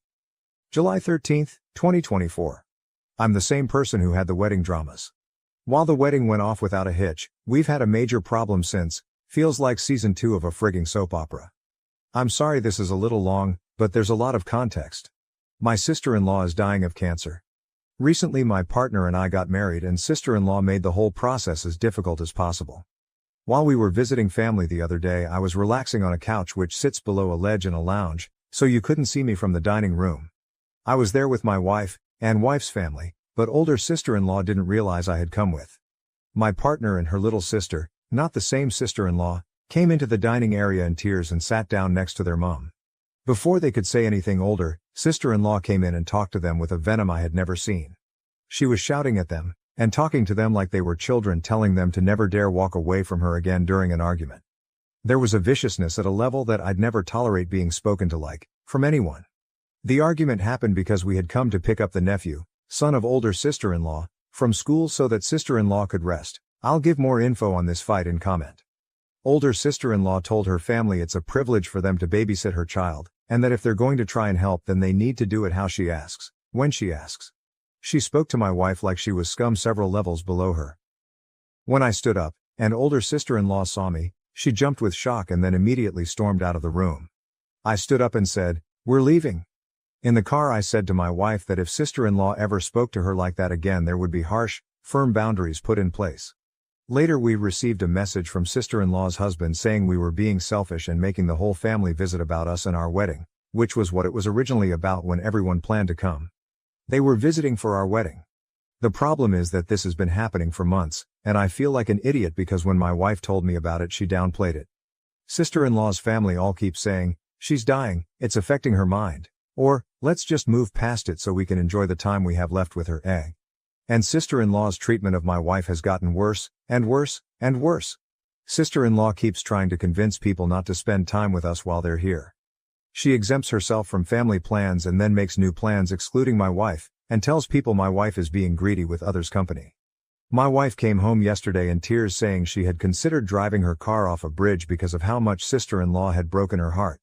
My wife went to say goodbye to one of her uncles who was flying out, and sister-in-law apparently did the same thing as the day before but worse, according to a couple of the witnessing family members. I had to hold her while she sobbed uncontrollably for 15 minutes, asking me why her sister was doing this to her when all she had done was try to love her. This is the part that may make me an asshole. I put a message into the group chat I'm in with her immediate family saying, to cut a long story short, I will not talk to any of you until you start to hold sister-in-law accountable for her actions. Any promises of unifying our families was a lie until sister-in-law apologizes and shows she's going to cut this shit out, that my wife's unrelenting kindness is being exploited for weakness, that my wife is psychologically unsafe around her own family, that I swore in my vows to protect my wife, and that I have no interest in being a part of a family who treat each other like this. I said I'd be leaving the conversation. I don't want anyone to contact me unless it's to apologize to my partner and explain how things will be different moving forward, and not to add me into any group conversations. I blocked any form of contact access that sister-in-law had. My wife didn't want me to send the message because she didn't want to make things worse, I told her things were being made worse by her family's unwillingness to call out sister-in-law because she's dying, and my partner told me I can do what I feel I need to do but her family will be upset with me. Now they've called a family meeting, and I've refused to go until my wife is apologized to and the family outright promises to hold her sister accountable. Her family are all very upset at me for saying what I said about our two families joining, and that I'm being harsh to sister-in-law who is dying. My own family think I'm being too harsh, except my dad and older brother who think I'm making the right choice. Am I the asshole? Additional information from OP regarding the first fight. OP. For the interested, the context for the first fight. Sister-in-law asked us the night before to pick up our nephew from daycare so that she could rest for the day. We told her we couldn't as we had plans to show family who were visiting some of the sights of our city. But we were actually done a lot earlier than we thought we would be, so we tried to call sister-in-law or her hubby. Both weren't answering, so we went to sister-in-law's house to check and see if she still wanted us to take him. She lost her shit saying that if we want to help her it's on her terms, that we should consider any time we spend with her son to be a privilege, and that we weren't to disturb her unless we knew she was open to us visiting. This was all said when she didn't realize I was there and I deeply regret saying nothing at the time. I had hoped the family would put her in her place. Relevant comments. One commenter asked if it was possible that the cancer had spread to her brain, as it can drastically alter a person's behavior. OP responded, acknowledging that this was indeed possible and that he struggled with the thought. He empathized with the fact that his sister-in-law was dying while his wife was just starting her life, but he felt a strong protectiveness for his wife. Another user shared a personal story about their mother, who started to slip mentally before being diagnosed with cancer. She became paranoid, aggressive, scared and delusional. Initially, doctors thought it was early-onset dementia or schizophrenia. Eventually, a specialist suggested testing for cancer, which revealed the diagnosis, but it was too late. The medication she was on exacerbated her mood swings and once adjusted, she returned to her normal self, but only had a few months left. The commenter expressed how these mental breaks soured their relationship as there was no time to repair it before she passed. They added that, based on OP's story, they believed the sister-in-law might just be a diva. Relating to this, another user shared their experience with their nanny, mother's mother, who lived with them and had several mini-strokes. She needed surgery that left her with a colostomy bag and experienced cognitive decline, becoming incredibly mean.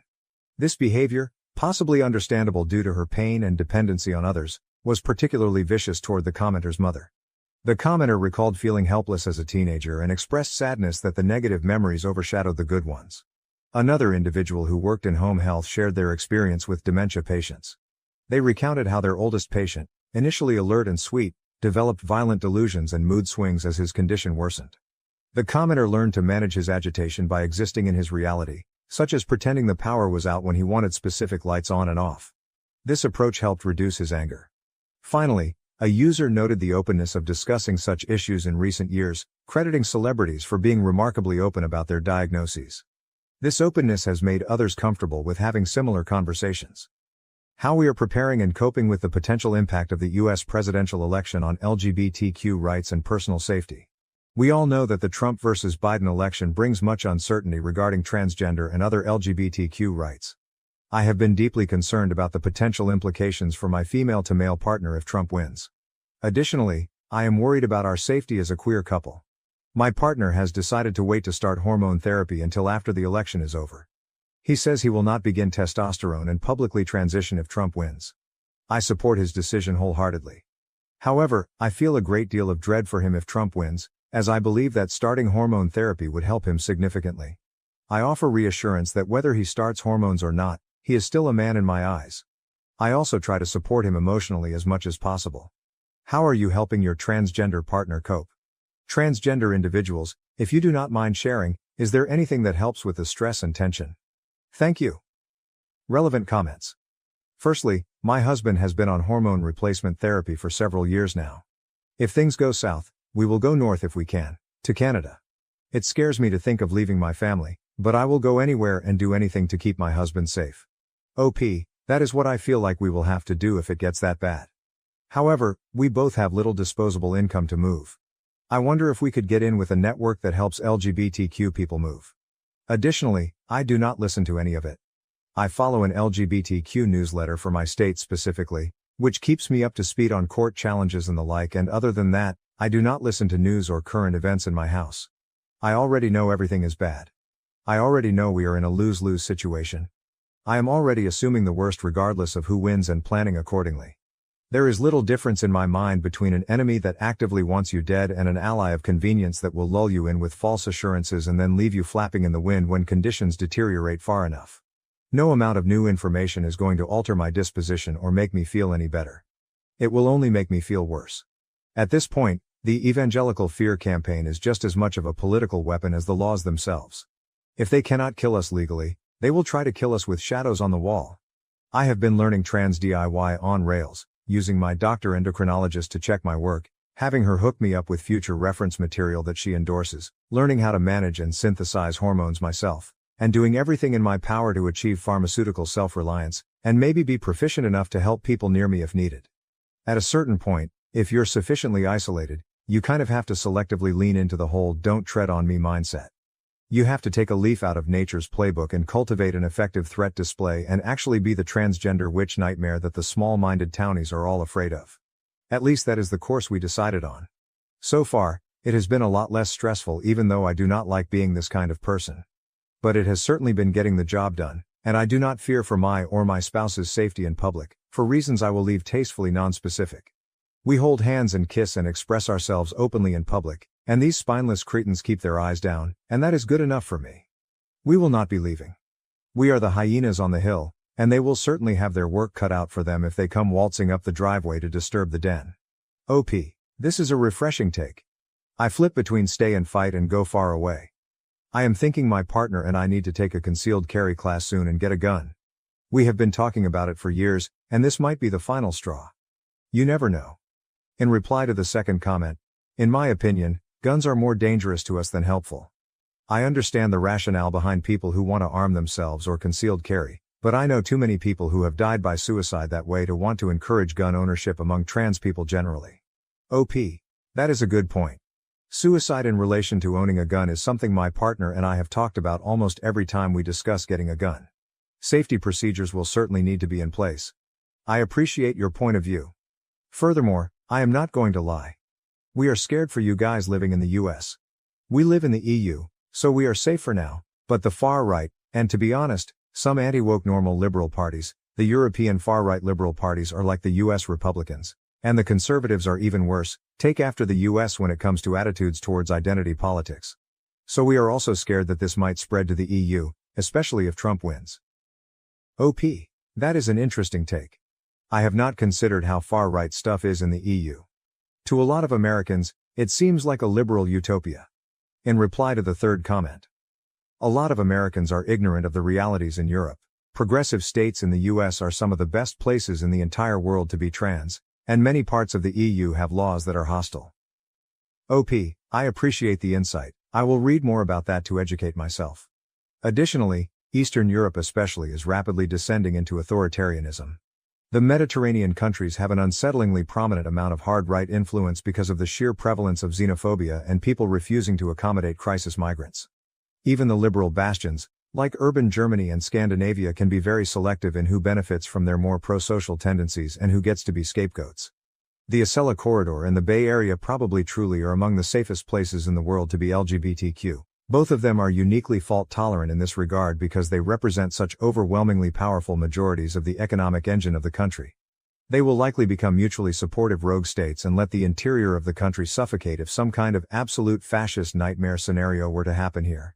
But that is also because the bar in the rest of the world is so incredibly low. In reply to the fourth comment, we live in Denmark, and I can second this selectiveness. Because our healthcare is taxpayer-financed, the agency controlling medicine and the agency controlling other treatments are very conservative with what treatments they allow in general, but especially with niche areas as they are not allotted much money. For example, my girlfriend did not bank her semen for having biological children because of her mental state when she started hormones. If we were to ever try for that, there is no treatment allowed to help her regain fertility. As she would have to stop hormones, her contact with the hospital for hormones would stop and they would discharge her. When she would want to start hormones again, she would have to be re-referred and start waiting all over again. The waiting time for getting your hormones is currently 2 years. Do not even get me started on what surgeries they allow and the waiting time on those. I believe the waiting time for transfem bottom surgery from when you sign up for surgery, if you meet the requirements, till you're on the table is about 10 years. Additionally, I live in one of the bluest states in the country, which is something I'm incredibly glad about. But I am frankly terrified of a Trump win, and especially of the possibility of the Heritage Foundation 2025 plan thing coming to pass because they are looking to explicitly come after LGBTQ+ rights on a national scale. One of their stated goals is to outlaw pornography and classify essentially any discussion of transness or gender identity as pornographic. I am praying that the debate is a wake-up call for the Democratic Party. And frankly, I am really glad that I have a skill set that would make emigrating relatively easy. OP, I am very worried about Project 2025. My partner and I are thinking of getting married if Trump gets elected. Like, the next day or something. Just to have that marriage, even if the right becomes revoked. Furthermore, I have a trans wife and son and fortunately live in New Mexico, which is passing laws to make it a safer place for our family. That being said, we are finding grassroots support for ourselves and others and working with Pink Haven Coalition to set up a safety net for trans families who need to move here, but also be in touch with an organization that has a plan if the worst happens so we can get the hell out. OP, thank you for sharing. We live in one of the most liberal cities in North Carolina, but want to get out of the state in the coming years. Maybe even sooner. Lastly, people transitioned during the first Trump presidency, and they will transition during the second one. Putting your life on hold until US politics is good for trans people just means your life will be on hold forever. There is no place without rising anti-trans politics right now. It sucks, but that is the situation. There is no place that is going to feel 100% safe to transition. So you might as well transition as is and at least live an authentic life. OP, he is literally talking about there only being two genders, making it illegal to be anything else besides the gender you're assigned at birth. This is not about policy, it is about control. When he says he is going to do something, believe him. This fascist movement has plans to send people to camps. How well did it go the last time fascism started rounding up people? I am not trying to be all doom and gloom, but this is not hyperbole. Read Project 2025. It is not just about Trump, it will be implemented no matter who leads the GOP. I grew up Republican, and this party does not represent any of the values they claim to have. If you value democracy and want to keep our community safe, vote Democrat all down the ballot. I would completely understand if people want to see how the election goes before transitioning. Maybe taking HRT on a low dose can help alleviate the dysphoria. Top comments. Firstly, the whole issue that people do not seem to understand when it comes to Trump is that minorities are very afraid of this man. It makes perfect sense that we are because he has already persecuted one kind of minority, that being immigrants. I can very much see him doing much more to harm other minorities such as black people, Mexicans, transgender folks, and the rest of the LGBTQ community. Project 2025 is a very scary thing that could become a reality, and if it does, I fully understand why your partner would not want to transition. As a trans man myself, I share these fears. OP, thank you for understanding his perspective. He and I are very afraid of a Trump presidency. Trump and his supporters want to terrorize minority people of all demographics. We have experienced very poor situations in life where we have been mistreated for being a queer couple. It was very hard on us and borderline traumatizing. I want him to medically transition on his own terms and will support him however possible. And of course, he is already man enough for me. A reply to OP, I understand the fear as my girlfriend and I are currently in a red state that does not support LGBTQ except for in very few select areas of our state. I try my absolute hardest every time we go out in public to pass as much as physically possible because the last thing I want to happen is for me or her to get hurt or worse just because we love one another. It really is a reality that I think a lot of people do not realize happens. Just because you do not see it on the news every day does not mean it is not happening to people, you know? Additionally, we live in a very blue area, but since day one I have asked my wife to carry a concealed weapon for protection. Secondly, we both work great jobs from home, so relocating would not be an issue financially. She has not decided on name changes yet, nor is she out publicly to many people and is still presenting as cisgender, but I guess that the election will determine our next steps. Furthermore, I am not going to lie. We are scared for you guys living in the US. We live in the EU, so we are safe for now, but the far right, and to be honest, some anti-woke normal liberal parties, the European far-right liberal parties are like the US Republicans, and the conservatives are even worse, take after the US when it comes to attitudes towards identity politics. So we are also scared that this might spread to the EU, especially if Trump wins. OP, that is an interesting take. I have not considered how far-right stuff is in the EU. To a lot of Americans, it seems like a liberal utopia. A reply to the third comment. A lot of Americans are ignorant of the realities in Europe. Progressive states in the US are some of the best places in the entire world to be trans, and many parts of the EU have laws that are hostile. OP, I appreciate the insight. I will read more about that to educate myself. Additionally, I am not going to lie. My anxiety is through the roof, and I have been unemployed, struggling with the idea that my existence might become outlawed in this country. I have spoken to my roommate half-jokingly about potentially having to seek asylum in Canada if Trump wins. It is a rough time. As a partner, I think you're doing a great job staying actively aware of the harsh realities of what is happening while also supporting and being there for your partner. I am sure it is a huge comfort to have you there validating his experience. I know in my own life, the most frustrating thing for me is being told that I am being dramatic by cisgender heterosexual folks who have a lot less to lose in this election. You sound like an amazing person to be in his life right now during such a difficult time. OP, yes, I am really anxious too. I think about it every day, but I try to push it out of my mind so I can do my work. It is so upsetting when cisgender heterosexual people do not care about the election. It matters for all, but especially minority groups. They need to have some empathy. I am a cisgender, white, female, so I have privilege of my own. I do have autism, but I am able to work and do schooling with little professional support. I try to influence my coworkers and others to no avail. Furthermore, I am honestly concerned for the both of us. I am a non-binary lesbian married to my male-to-female partner. I am also sterilized, and we are both child-free. Her egg cracked after we got married, and she has been on hormones for a year now. She even started progesterone not too long ago. We would not have enough money to move anywhere if we had to, and it does not seem like she would want to escape anywhere. I think she told me she would stop hormones if she is not able to get them anymore. But I personally want to find a way to keep her on them if they become inaccessible. Of course, I do not want to risk her safety in any way, and I will always see her as a woman no matter what, but I just want to do whatever it takes for her, you know? Like, would there even be ways to still get them or make them somehow? But regardless of what happens, I will defend her and protect her with my life. She is my soulmate and has been since we first met. We live with my wife's friend after her abusive relationship.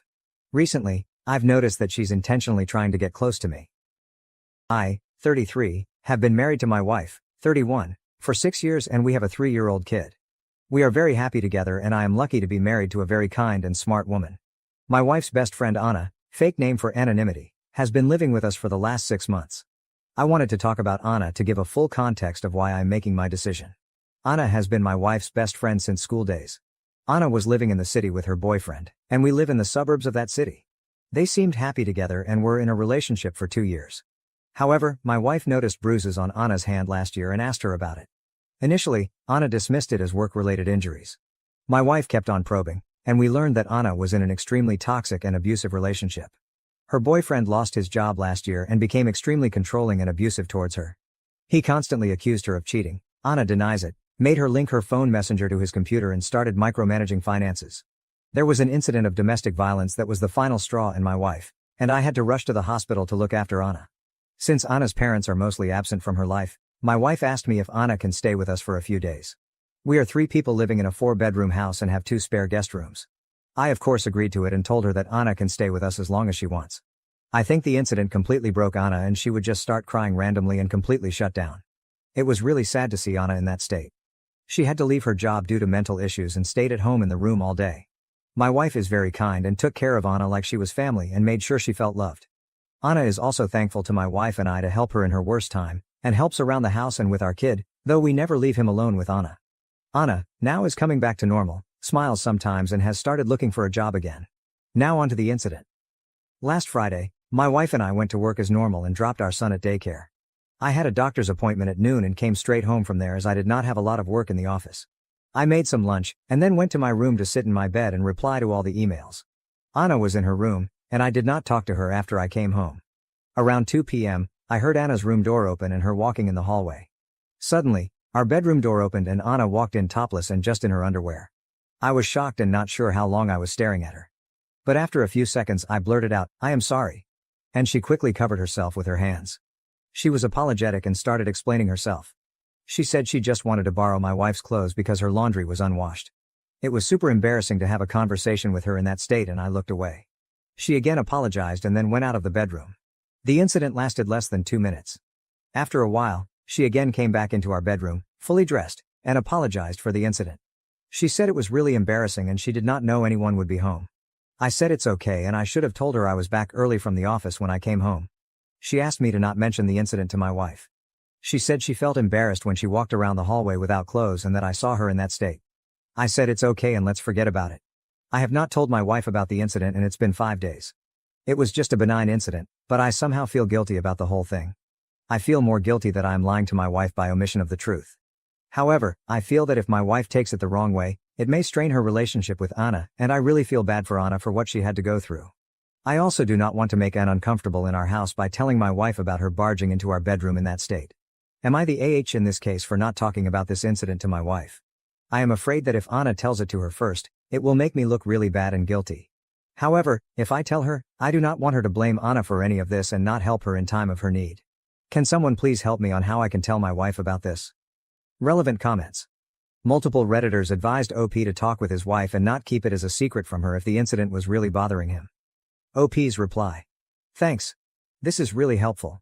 Maybe I'm overthinking this, but I have read that in these situations, the victim's trust in men is very fragile. Would it be horrible if I told my wife after I told Anna I would not mention this incident?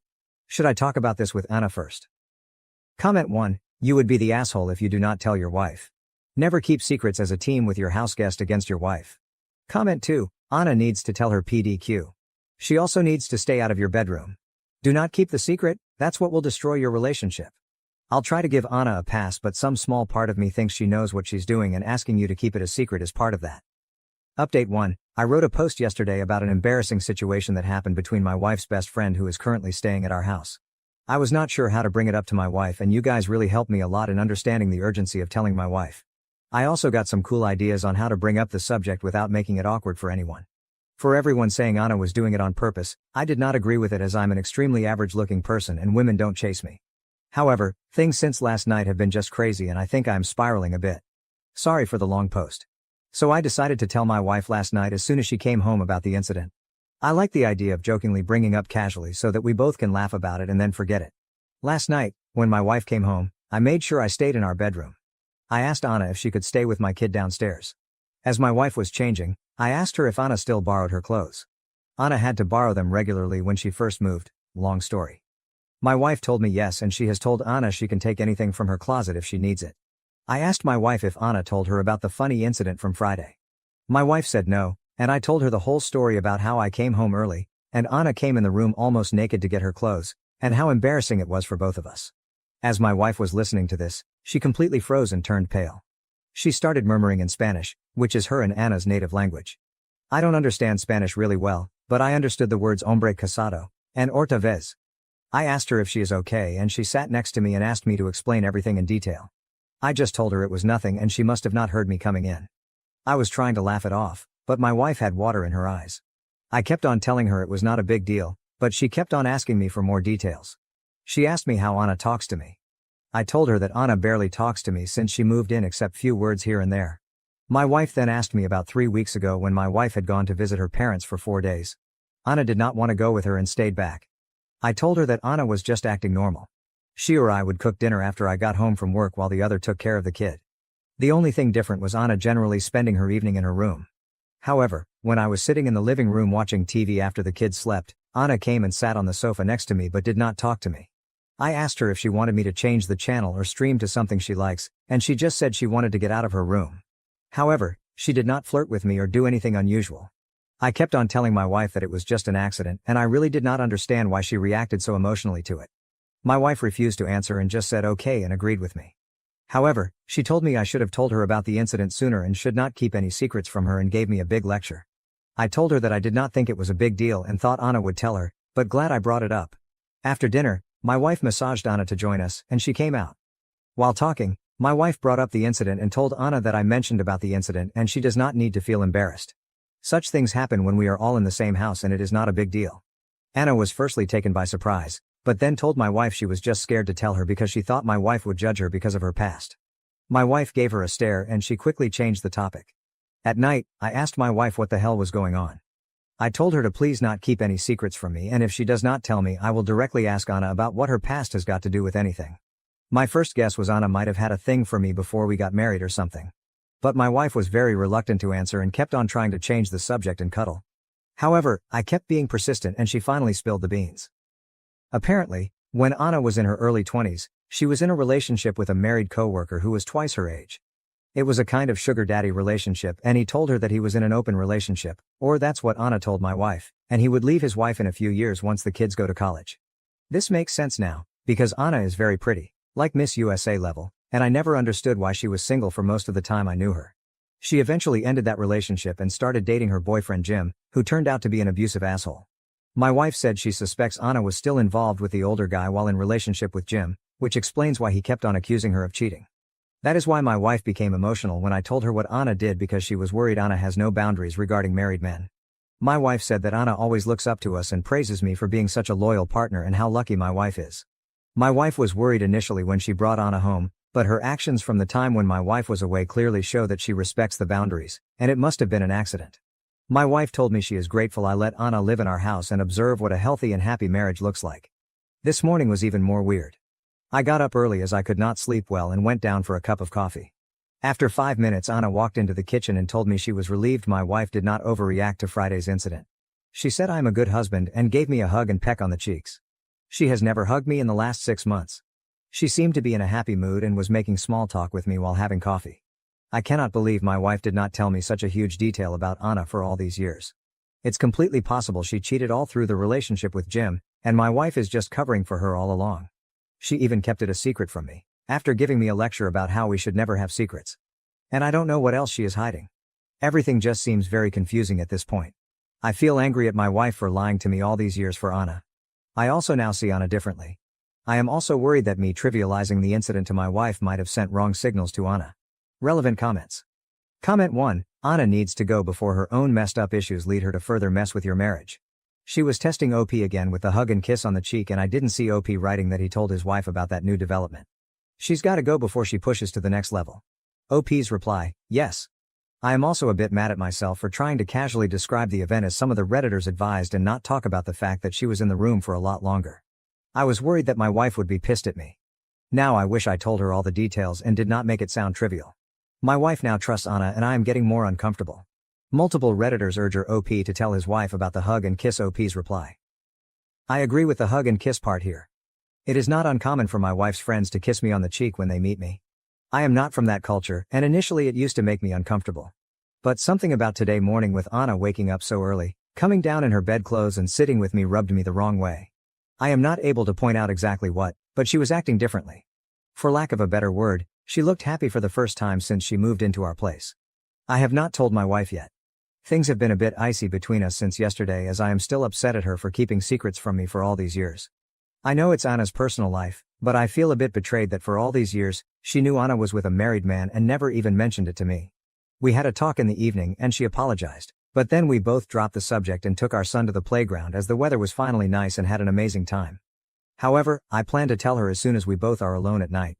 As I said in the comments, I do not think she will mind since it's not uncommon for her friends to give a quick peck on cheeks when saying hello. In fact, I was not comfortable with it at the start, and now I am used to it. Her mom, cousins, friends, everyone kisses me. There are also weird rules, where married women like my wife just hug, but non-married friends give a kiss, unless you're a family. Also, only girls give a kiss, but men don't kiss girls on cheeks. I learned that the hard way. I am not Latino, Colombian to be exact, and maybe someone who is familiar can explain the rules here so people who don't know the tradition won't misinterpret it as anything sexual. Also, I never keep anything from my wife, and hence I felt so guilty about my actions over the last week. I am sure I will mention it to her before the end of the day. Update 2. I wrote a few posts a month ago regarding my wife's friend Anna accidentally walking into our bedroom topless to get my wife's clothes while I was in the room. We addressed the issue the next day, but I learned more about Anna's past and why my wife was uncomfortable due to the situation. My wife and I talked to Anna and told her it was not a big deal and we all decided to move on from the incident.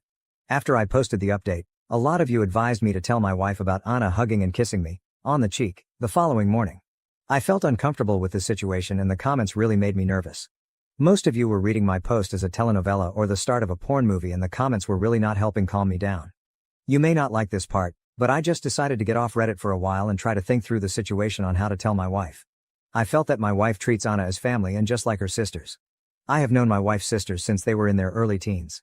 I have had similar incidents happen with them all the time, and I never made a big deal out of it. There were so many times we had to tell them to keep their tops on when sitting in our backyard pool area when they were younger, and God knows how allergic they are to wearing pants around the house. However, I just treat them as they are my sisters. I decided I need to do the same with Anna and treat her like my wife's sisters. I also wanted to communicate that clearly to both Anna and my wife so they don't get in such uncomfortable situations anymore. That night, I was talking to my wife and decided to put a positive spin on the incident that happened early in the morning. I asked my wife if she noticed anything different with Anna. I told her that she woke up early with me today and greeted me with a hug and kiss and also helped me make breakfast. I told her that I am glad she finally looks happy and is returning back to her old self and how proud I am of my wife that she is such a kind-hearted person who helped a friend in need. My wife seemed happy with my comment and started saying that she also noticed Anna was chattier in the morning and was cleaning her room and talking about applying for jobs again. I told my wife that I feel Anna is like one of her sisters and I'm happy she also considers us as family and is comfortable around us. The next few weeks were great. Anna started waking up early in the morning around the time I woke up, 5 a.m. We always had coffee together and had nice chats. She also helped me with breakfast and getting lunch boxes ready. She asked me if she can join my gym and if I can teach her some resistance training exercises. Her therapist told her it would be good for her to work out. So, we started going to the gym 3-4 times a week in the evening before picking my son from daycare. It's nice to have a regular gym partner and someone to geek out about the daily protein intake. I also told her when we were cooking that she is so much less annoying than my Sills and I wish she was my Sil. She just smiled at the comment. Anna has already had a few interviews and also contacted her old job who seem interested in hiring her back. She told us 2 weeks ago that she will be looking for apartments. We already saw 2 apartments in our suburb and hopefully should finalize that soon. My wife jokingly told her that her dating prospects are going to be bleak if she stays in our suburb, but Anna told us that she is going to stay away from relationships at least for a while now and work on herself. Plus, she enjoys our gym and loves spending time with our son. About the hugging and kissing, I think I have decoded it. A hug from Anna is normal and I get one every morning. However, I think she kisses people on the cheeks as a way to say thank you. Things are really looking positive for Anna and we are very happy that she was able to get through a bad patch in her life. She had isolated herself from everyone after the incident 7 months ago. However, she plans to join my wife and son on her summer trip to my in-laws in a few weeks, unless there are any updates on the employment front. I just hope for the best for her and I'm glad that I did not make a big deal out of the situation. I am also glad to have such a kind and understanding wife who is there for her friend in need. Relevant comments. Comment 1. If this works out for you guys, that's great. For me it's such a huge red flag, that she wakes up same time as you, joined the same gym as you and wants to spend a lot of time with you plus is looking at places to rent near you. Maybe it's because I've seen too many stories like that end in a horrible way. Again, if it works out for you guys it's great, to me it's one red flag after another and seems like a start of something fishy. Comment 2. I felt uncomfortable reading how much she's inserted herself in your life. There's still red flags waving and you're either stupidly oblivious or you're enjoying the attention that you choose to be oblivious to. Comment 3. You honestly still don't see it, do you? Waking up early at the same time as you, going to the gym with you and cooking with you. She's spending an awful lot of time with you. And the difference is she isn't one of your SILs but your wife's friend. A friend that has a past going after married men. You sound naive to not at least put down some fucking boundaries with her. I don't even get why you won't do that. It's so stupid. On every post people kept warning you and you refused to listen. I hope for your wife's sake, that Anna doesn't try anything. But remember that if she does and your marriage dies because of it, you and your unwillingness to handle it, will be the sole fucking reason. Comment 4. Oh sure, this is going to end well. We won't do the immediate attack head on because he won't fall for that. So we do the slow build. A little bit here, a little more there.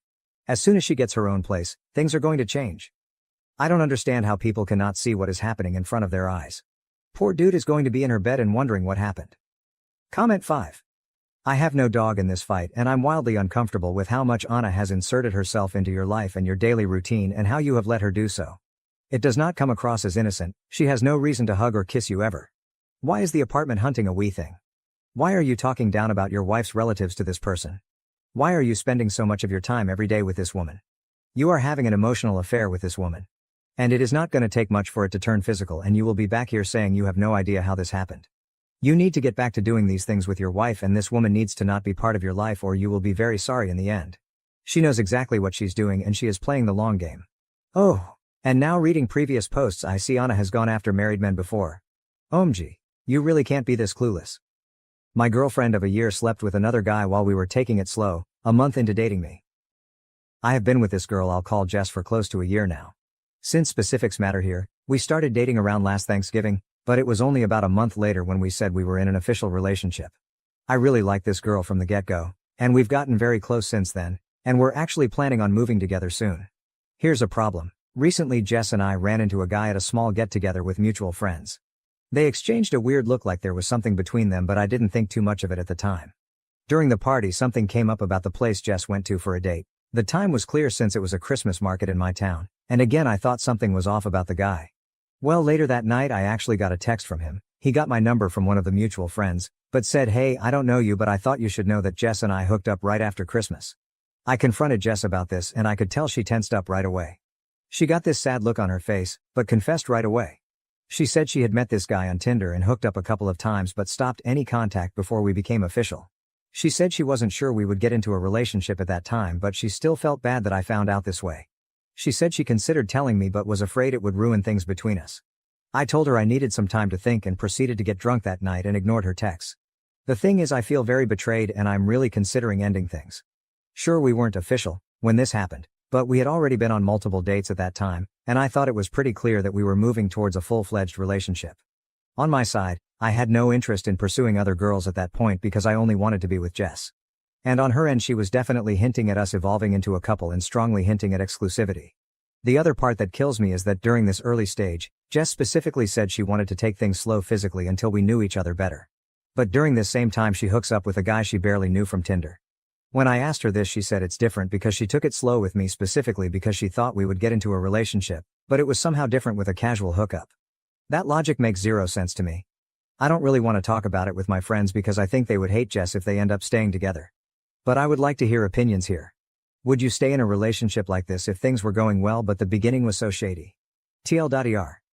My GF met up and hooked up with a guy while we were dating but not officially while she was taking it slow with me. Relevant comments. Comment 1, in my opinion, if you're dating someone and moving towards a serious relationship, you don't freaking bang other people. This would be a deal breaker for me, but you do you, man. If you can't get past it, then end it. OP, yeah, that's how I feel as well. It would have been one thing if she was just talking to other guys in the early stages while we were still defining things. Of course that's fine and normal, but it feels like a slap in the face that she found another guy to sleep with after we had already gone on quite a few dates and I made it clear I thought we were moving towards a serious relationship, which she seemed to also acknowledge. There is no way she didn't know I would feel hurt that she did that. OP also added to a deleted comment. Teacher logic made no sense to me. She tried to explain that with guys she wants to be in a relationship, she wants it to feel special and wants to build an emotional connection. But for guys she sees no future. She sometimes just wanted some physical fun that meant nothing. But I just can't wrap my mind about that. It feels like a gut punch that as we were getting closer and building a connection she didn't want to be intimate with me, but instead preferred to find someone else. No matter how she rationalizes it, it's hard not to feel like a second choice of sorts. Update. As the title says, I decided to break up with Jess. I kept going back and forth because I was worried I was throwing away a great thing over something that happened in the past, but the problem is I thought I really wouldn't be able to get past it. I can't help what she did was really shitty. Yes, I know that technically she did not cheat, but she knew that I wanted a real relationship and that we were potentially moving in that direction. But meanwhile she expected me to plan, and pay for, interesting dates, court her and prove that I was worthy of her while she happily hooked up with randos who basically did nothing but show an interest in fucking. Fuck that. In a follow-up conversation it also came up that her friends sort of guided her to act like this. That she should basically allow herself to have fun and to keep her casual options open but with me to make me work for it, and show that I wasn't just looking for sex but was capable of being a committed partner. The whole thing just seems so manipulative and ugly, and these were also mutual friends who I considered to be nice girls and now my friends as well. Now I never want to see any of those pieces of shit ever again. Anyway. I know this is starting to sound a bit like a rant lol, but I felt pretty pissed off and basically called it quits. The actual breakup was actually quite unpleasant. No harsh words were exchanged, but Jess cried and we kind of talked about some happy times. I guess that's the hardest part about this, like I don't think she is a bad girl and maybe we could have had a nice future together like we did over the past few months. But in the end, I do think I made the right decision.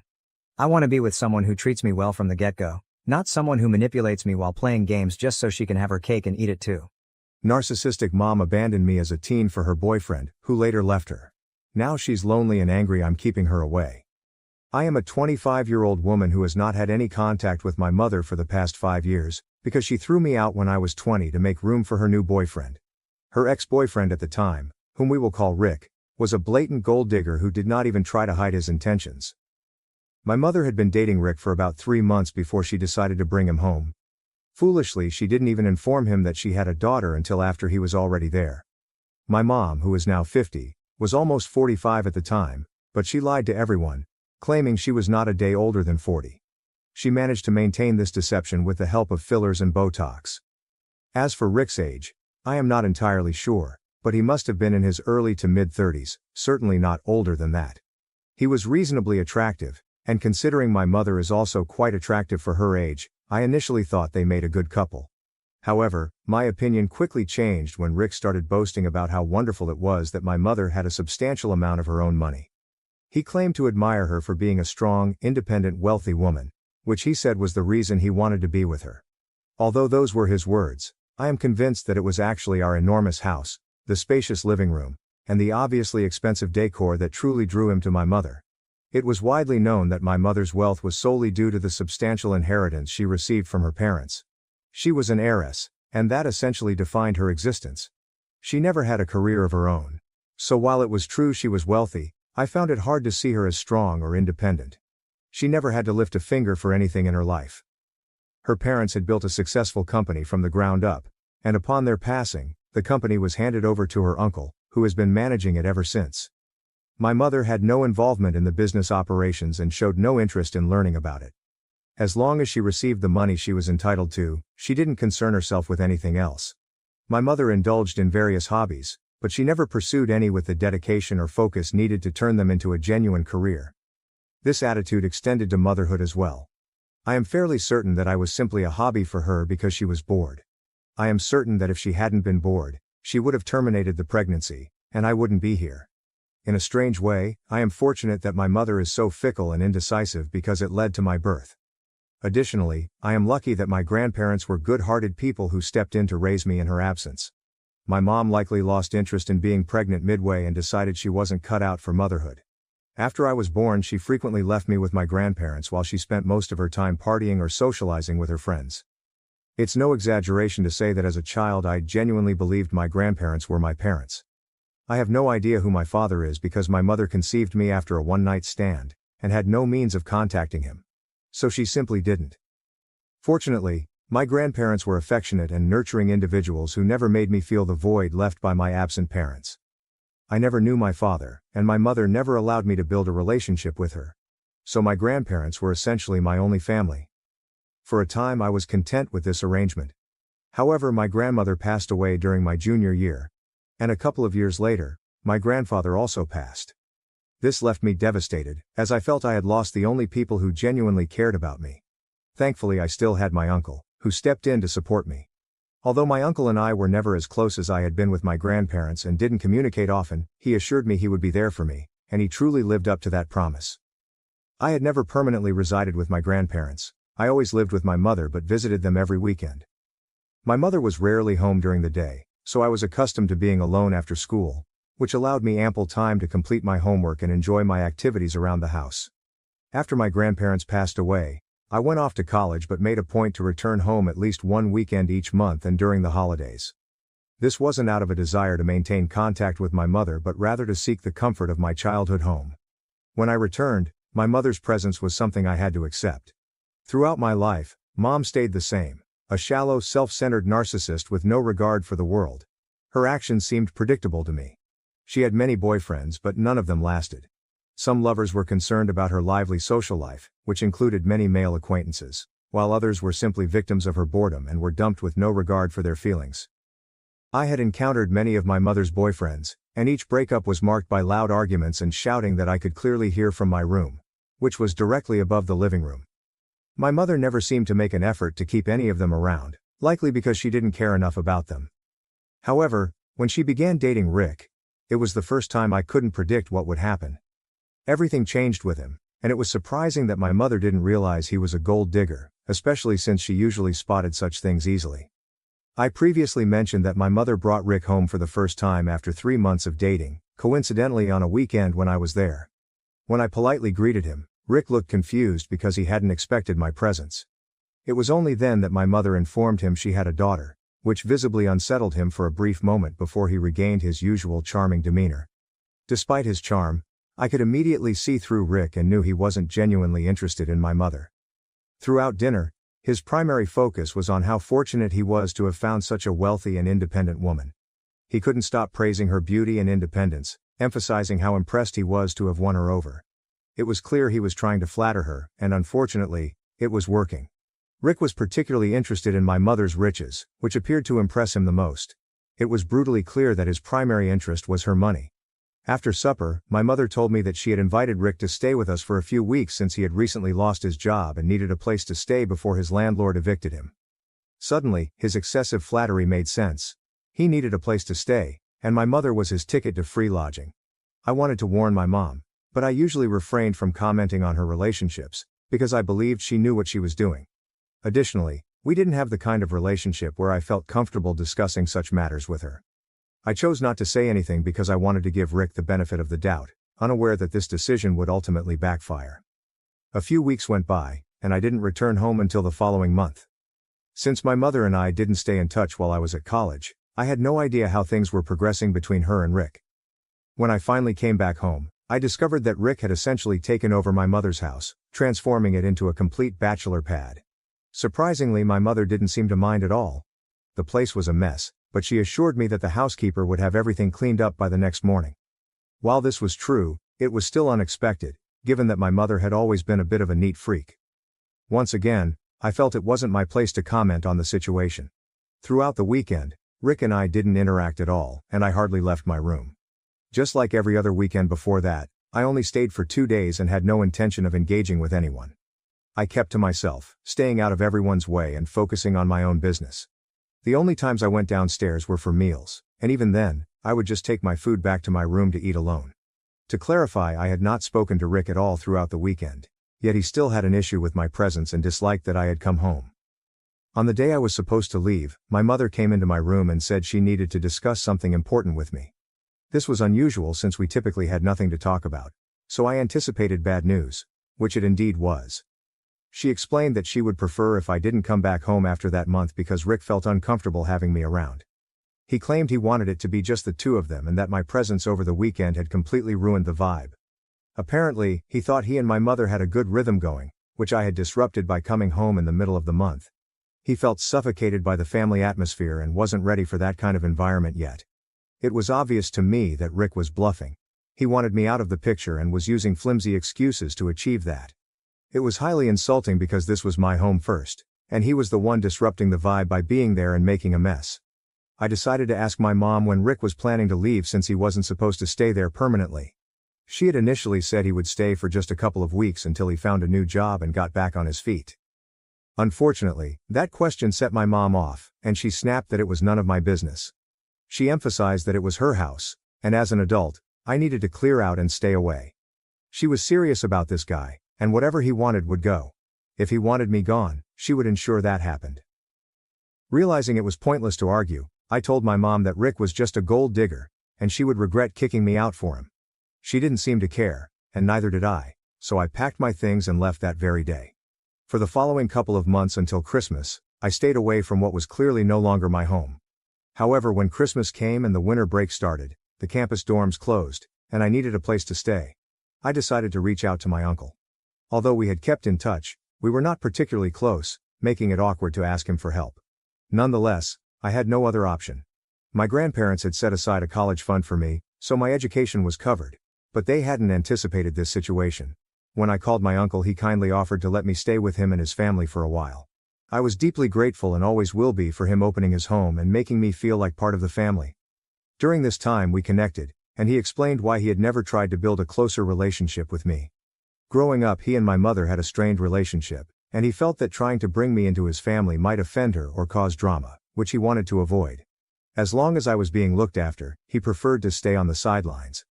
However, once his sister kicked me out, he had no choice but to step in because he couldn't let me be homeless. We had an honest heart-to-heart conversation, and from that moment on, he became my primary family. His wife, who is the kindest woman I've known since my grandmother, and his kids, who are like the brothers I never had, welcomed me warmly. Following that particular Christmas, I began spending a lot of time with my uncle's family, essentially becoming a part of it. After graduating from college, I needed somewhere to live temporarily until I secured a job and could support myself. It was during this period that I learned my mother and Rick had broken up shortly after she kicked me out. Although I didn't know the specific details, most people said it was because Rick had been unfaithful, cheating on her with another woman. The irony was clear: she had kicked me out to pursue a different lifestyle with Rick. But it all turned out to be for nothing. Despite this, my mother, being the self-centered narcissist that she is, did not reach out to apologize after their breakup. I was relieved that she didn't, because I had nothing to say to her. Our relationship was over. From that point onward, my uncle and his family became my only family. I never relied on my mother when my grandparents were around, and with my uncle's support now, I still don't need her. It's been years since I've had any contact with her, and a lot has changed in my life. I am now married and have a child of my own. 2 years ago, I met my husband John, at a job I took after graduating. It was meant to be a short-term position, and I never expected that John and I would end up together. However, here we are, 2 years later, with our daughter. She was born just 3 months ago, and I already love her more than anyone else. She brings immense joy to our lives and makes everything better. In my excitement, I made the mistake of sharing our news on social media. Throughout my pregnancy, I kept it quiet, and only John, my uncle, and a few close friends knew about it. I've never been very active on social media because I strongly believe in the evil eye. However, after my daughter's birth, I couldn't resist announcing it to the world. Posting about my daughter's birth on social media turned out to be a mistake, because it led to my mother discovering that I was pregnant and had given birth. After 5 years of no contact, she finally reached out to me. This happened last week, and I had mixed feelings about it. She sent me an email, mentioning that some of my family members had informed her about the baby. She expressed a desperate desire to meet her granddaughter. The email was quite lengthy, and my first action was to check if she had included an apology. Unfortunately, there was none. True to her character, she focused on how difficult her life had been since her breakup with Rick, and how she still had trust issues from that toxic relationship.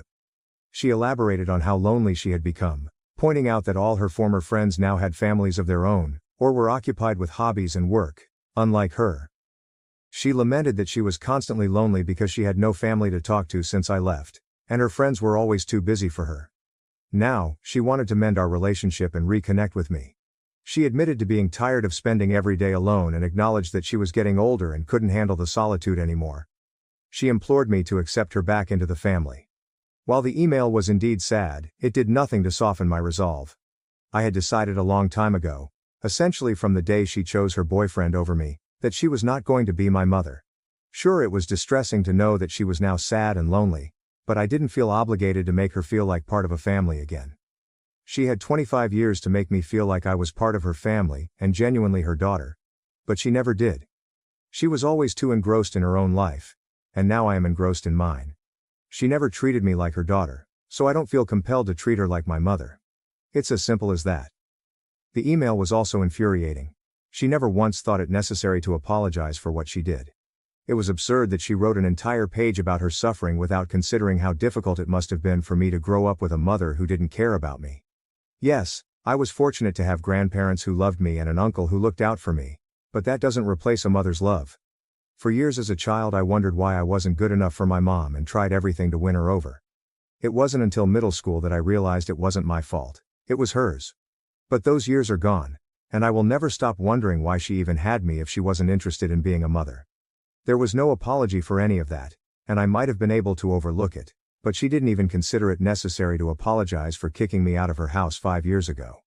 She knew how challenging it would be for me since I wasn't close to my uncle at that time, and my grandparents were no longer around, yet she seemed indifferent to all of it. Her only concern was her own happiness and Rick's. After reading that email, all the anger and frustration I had been allowing to build up inside of me just bubbled up to the surface. Instead of just ignoring the email, I decided to respond to it. Let me just tell you guys, it was not a nice email that I wrote out to her. I called her all sorts of derogatory names and said that she was not even fit to be a part of society, let alone be a mother. I expressed that I would have preferred being an orphan over being born to someone like her who had no respect for herself or anyone else. I told her she deserved Rick because he was just as shallow, stupid and selfish as she was. It was unfortunate that the two narcissists didn't stay together because they truly deserved each other.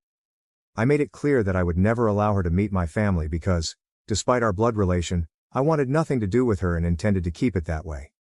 I sent a very angry email without bothering to hold back. Of course, my mom was pretty shocked and upset because of it. Within a few hours of that email, I heard back from her, And she said exactly what I had thought just a few minutes after sending that email. She said that if I was that mad at her, then I shouldn't have responded to her email at all instead of saying those horrible things to her. She told me that she knew she had made a lot of mistakes as a mother, but this was her trying to make the situation better between us by reaching out to me after so many years, and trying to be a part of her granddaughter's life. But if I didn't want that, I could have just said so instead of taking things so far and saying such horrible things to her. Honestly, I feel like a kinda jerk because of the things that I said. It wasn't even as though I had used nice language in that email either. It had been a really nasty curse-filled email, and I really regret sending it. I could tell from her response that she was very upset and angry, and I feel kinda bad because I know for a fact that she is really old and lonely now, and that email couldn't have been easy to receive. I feel like I owe her an apology, but at the same time, I don't want her to get the wrong idea. So, am I the asshole for sending my estranged mother a rude email after she reached out to me after my daughter was born but didn't apologize? Update 1. Hey everyone, thank you so much for all the love and support you have shown us. My daughter is doing great, and we really appreciate your concern. John and I talked extensively about the email from my mother, and we concluded that I do not owe her an apology. Maybe my response was a bit harsh, but it was not wrong. She had always treated me like a stranger, and now, in her old age and loneliness, she wants to play happy family because she has no one else. That's not fair, and what's worse is that she didn't even think she needed to apologize to me first for what she did. So now, she can complain all she wants, but it won't change the fact that she was a terrible mother, and I'm glad she's out of my life. I don't see myself ever wanting to reconnect with her because, even when I lived with her, it felt like living with a stranger. I never saw her as my mother, so introducing her to my daughter and calling her grandma would be incredibly strange. That title is reserved for family, and she has never been family to me. I also discussed this with my uncle and aunt, and they agree with my stance. They told me I have no reason to feel guilty because my mother brought this on herself. She has been disconnected from her family her entire life, not just from me but also from my uncle. He believes it's only fair. I might have gone a bit overboard with the email, but she shouldn't have expected anything else after reaching out to me 5 years after kicking me out and then demanding to see my daughter. She didn't even bother to apologize, which is something I will never forget or forgive. Regardless, I'm willing to let the whole episode go and move on because I'm not interested in her drama. Right now, the only person who truly needs me is my daughter. I can't be there for her if I'm entangled in arguments with my mother or trying to prove her wrong. It's pointless, so she can keep sending nasty emails. They're all going to spam, and I won't even read them. Update 2. So I don't know why, but my mother thought that it would be appropriate to pay me a visit just 2 weeks after I told her that I was not interested in making things right with her. I was at home today because I'm on maternity leave right now, and John was out for work, so I didn't think much before opening the door when the bell rang. Unfortunately, I didn't check who it was outside because it was around the time that John usually comes home from work, so I just assumed it must be him. However, it wasn't him. It was my mom. I'm betting she must have asked some ignorant relative of mine for my address, and they, like morons, gave it to her without considering the repercussions. But as soon as I saw it was my mother, I summoned all of my resolve and closed the door. She was taken aback because she had clearly expected me to let her in because it was impolite to kick someone out after you had already opened the door. I was not concerned about being civil or polite. My primary goal was to get her away from me, and I was determined to do whatever was necessary to achieve that. After locking the door, she began screaming at me from the other side and became completely hysterical. I was on the verge of calling the police when she decided to throw a rock through my glass window. She did this and then quickly fled. Fortunately, my daughter was safe in her nursery, and I was the only person near the door, so I wasn't hurt either. The only thing damaged was my window. I immediately called the police and pressed charges against her. Now, I am just waiting for this situation to be resolved. She was extremely unhappy and kept yelling about how unfair and ungrateful I was, but honestly, I was just relieved that neither John nor my daughter was harmed. This incident was serious, and someone could have been seriously injured if they had been home. As a result, John and I have decided to file for a restraining order against her, and we need to act quickly. We have also informed my uncle about the situation so he can take the necessary precautions and increase security around his house. Update 3. Hello everyone. My mother was sentenced to 6 months of community service and fined a significant amount for her actions. She was also ordered to pay for the damages, and we were able to collect a substantial sum from her. To be honest, I believe the only reason she avoided imprisonment is due to her strong connections and having a very skilled lawyer. However, that's not our concern. We received the money and the restraining order, so we have nothing to worry about for now. John and I had been thinking about moving to a larger house and we believe now is the right time to do it. It will be just me and my family. Wish us luck, you guys. Am I the A for insisting my son call his grandmother Mrs. Smith instead of grandma because she refuses to accept me as family? Original post, September 3, 2020. My relationship with my mother-in-law, Mrs. Smith, is crap. She's cold to me because I kept my last name, Miller. She says I'll treat her like family when she wants to be part of it. She calls me Jake's friend. My husband Jake loves me all the same. He doesn't bother standing up to her because it's a way for her to start a fight. We rarely talk to her. She makes no effort. Neither do we. Jake and I had discussed whose last name our kid would have prior to the birth. He initiated the conversation. I'd left the decision up to him. After the birth, the families visited the hospital. Jake asked what our son's last name was gonna be. I told him it was still his choice. He smiled and said, "Little baby Miller, I like it." He filled out the paperwork. Mother-in-law looked livid. She started asking questions but my dad started crying. Both of my brothers have died. Dad has never mentioned it but I know passing the last name down makes him happy. Neither Jake nor I anticipated this nor did it for this reason but it was sweet all the same. After she left, mother-in-law let people know what I had done and how now she wouldn't feel like a grandmother. A month later a sister-in-law announced her pregnancy. Mother-in-law said finally, "I'll feel like a grandmother." Again, my husband didn't say anything, neither did I. Our son started talking. During a video call, where my mother-in-law did nothing but gush about sister-in-law's daughter, who is adorable, Jake was trying to get the baby to talk. Son lost interest, I took son, and Jake let mother-in-law ramble some more before ending the call. Mother-in-law said she wanted to say bye to son. Jake turned the phone. Mother-in-law said, "Say bye to grandma, make son say it, I'm grandma now." I snapped inside so I said, "Say bye Mrs. Smith." My mother-in-law's face dropped. Jake turned the camera away and said bye quickly. He laughed, said I was awesome, but we better put our phones on silent. The only call to text I responded to was the other sister-in-law who said I didn't need to go out of my way to be nasty. That mother-in-law went around saying how excited she was about son, lie. That her initial comments were understandable because I talked Jake out of tradition, I did not, and that I'd hurt mother-in-law. Mother-in-law needed time to adjust. I said thank you for your input. Mother-in-law texted eventually saying I'd really upset her. I said here I was trying to respect the importance you feel to last names. You've said multiple times I'm not family because of my last name. You made it more than clear that's the reason my child doesn't make you feel like a grandma. Now you'll be known as Mrs. Smith. She said sorry. She didn't mean it that way, but that my dad's reaction was an example of how important last names are. I now had to forgive her because of my family. It made me angrier that she brought my dad into this and I can't tell if I'm being the asshole or not. Edit. Thank you again to everyone who gave awards. It was very kind of you and I do appreciate it. Jake is home and I had him read the post. Some of you really cracked him up. Some made good points which we have discussed. Apparently, he also got a text from his sister and asked how much money she got from mother-in-law for telling me off. He also made sure to tell sister-in-law who had the baby that we hold nothing against her, should mother-in-law try to spin it that way. She knows mother-in-law better. Jake would also like to tell those who are telling me I should take his name that he disagrees and he's not about the sexism you're spewing. Though he does now want to send mother-in-law a Christmas card from the Millers. Edit 2. You guys are being great. I woke up to many more responses than I anticipated. Thank you. Just to clarify, my son will not be calling mother-in-law Mrs. Smith. They barely have a relationship as he's still a baby and mother-in-law makes no effort. After some discussion, Jake is going to take time to figure out what he wants from mother-in-law and if he thinks that's possible. Relevant comments. Commenter 1. Can I just say your marriage sounds great? The way you wanted the baby's last name to be his choice and he chose yours. There's so much love and respect here. Also I like how he stands by your side in his mother's nonsense. You both are awesome. Not the AOP, I just assumed our son would have his. He brought it up. He said it was fair since I was doing all the work. He said if he pushed a human out of him he'd want to put his name on it. Which makes me laugh. I still let it be his choice because regardless of his name, I'm gonna love this kid. If we have a second, I may insist they get his last name.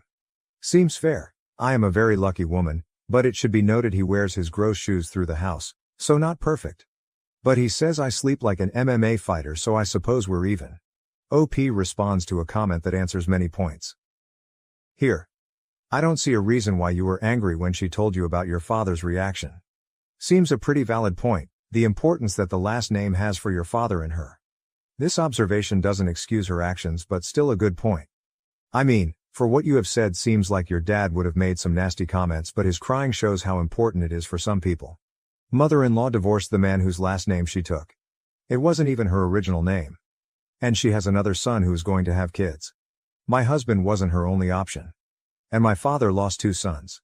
My dad's reaction comes from a very different emotional place. And frankly, he knew he wasn't entitled to it.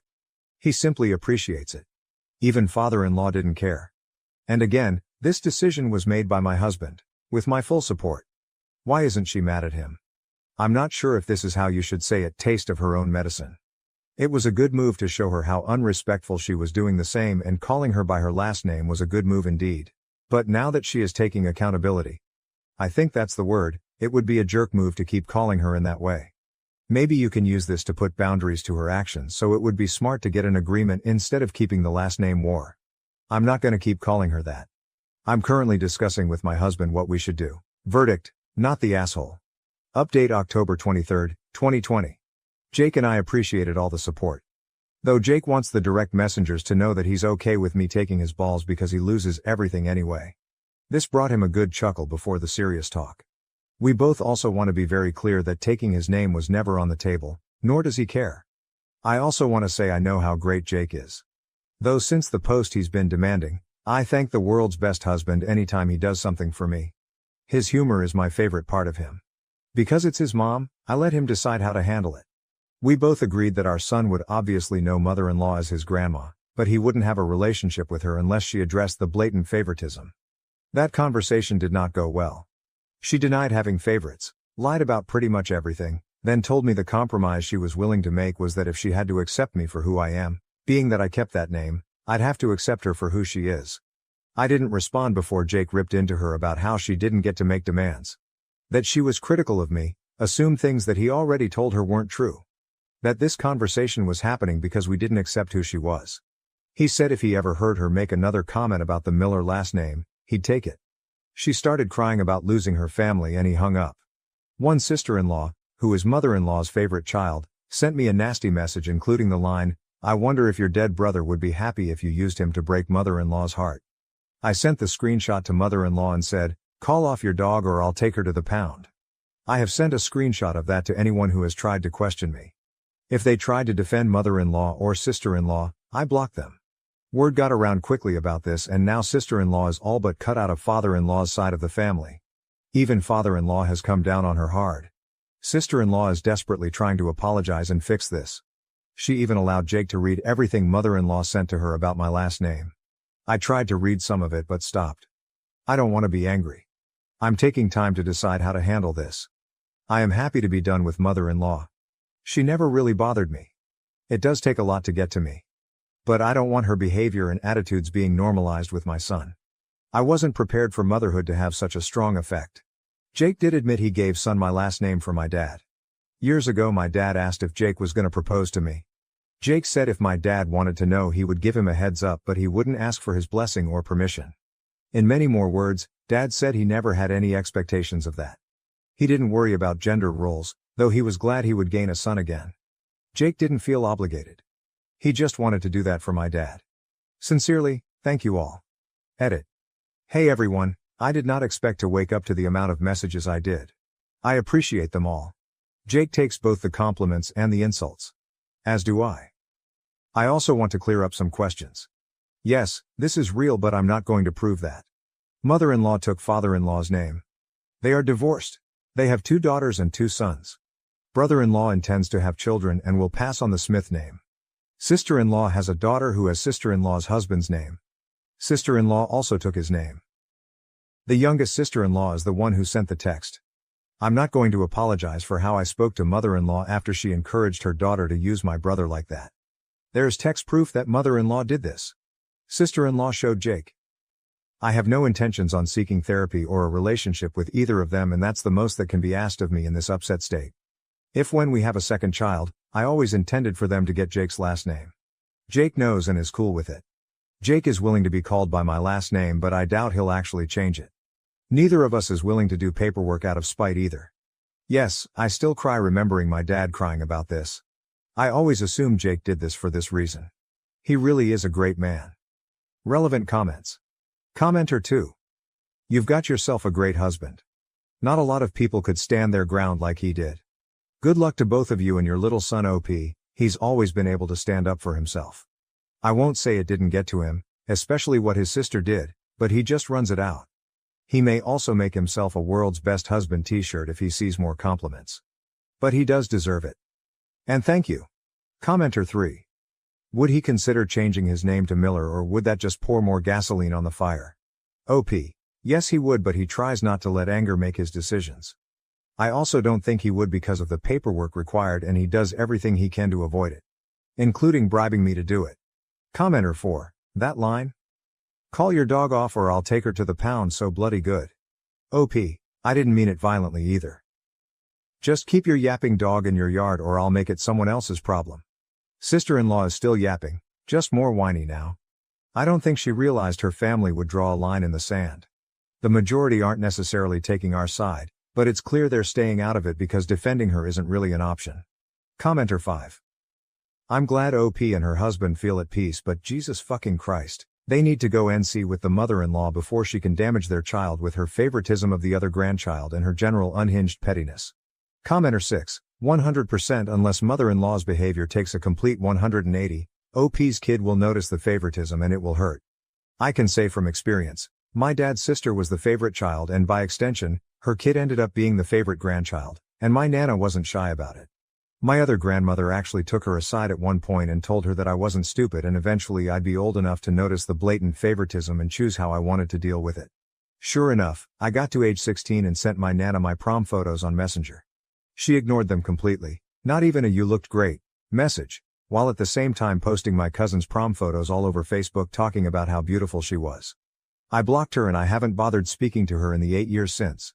It was the straw that broke the camel's back after a decade and a half of my cousin getting better presents, dictating all our outings, getting her way with tantrums, and being automatically believed when she would get me in trouble for things she did. Commenter 7. Same thing with my grandmother. She treated my dad's sister's children so much better than us. She was awful to us growing up while treating them like princesses.